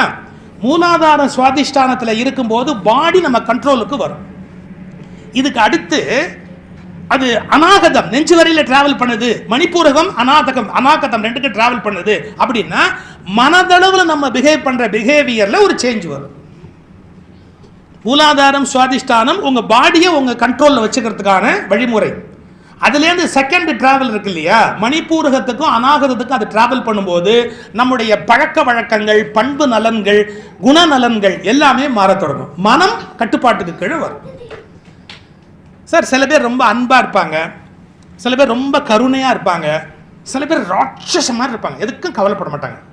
இப்போ இதெல்லாம் சேஞ்ச் பண்ணுமா இல்லையா? மாறணும், கண்டிப்பாக மாறணும். அன்பும் கருணையும் இல்லைன்னா அப்புறம் வாழ்க்கையில் என்ன இருக்குது? இதில் என்டையராக ஒரு கம்ஃபர்டபுள் லைஃப், ஒரு நிறைவான வாழ்க்கை. நாம் மண்ணுடம்பு நீங்கி பொன்னுடம்பு அடைகிறோமோ இல்லையோ, சிவவாக்கியர் சொன்ன மாதிரி மரணமில்லா பெருவாழ்வை அடைஞ்சு சாகாக்கலை போகா புனல் வேகாத்தலையில் போய் நம்ம நிற்கிறோமோ இல்லையோ தெரியாது. பட் இருக்கிற வரையில், இந்த வார்த்தை ரொம்ப இம்பார்ட்டன்ட், இருக்கிற வரையில் கம்ஃபர்டபுளாக நம்மளவில் சமாதானத்தோடு வாழ்ந்து உலகத்தையும் சமாதானமாக வைத்திருப்பதற்கு இந்த யோக கலை உங்களுக்கு பயன்படும் என்பதை விளக்கி வாய்ப்புக்கு நன்றி பாராட்டி விரும்புகிறேன்.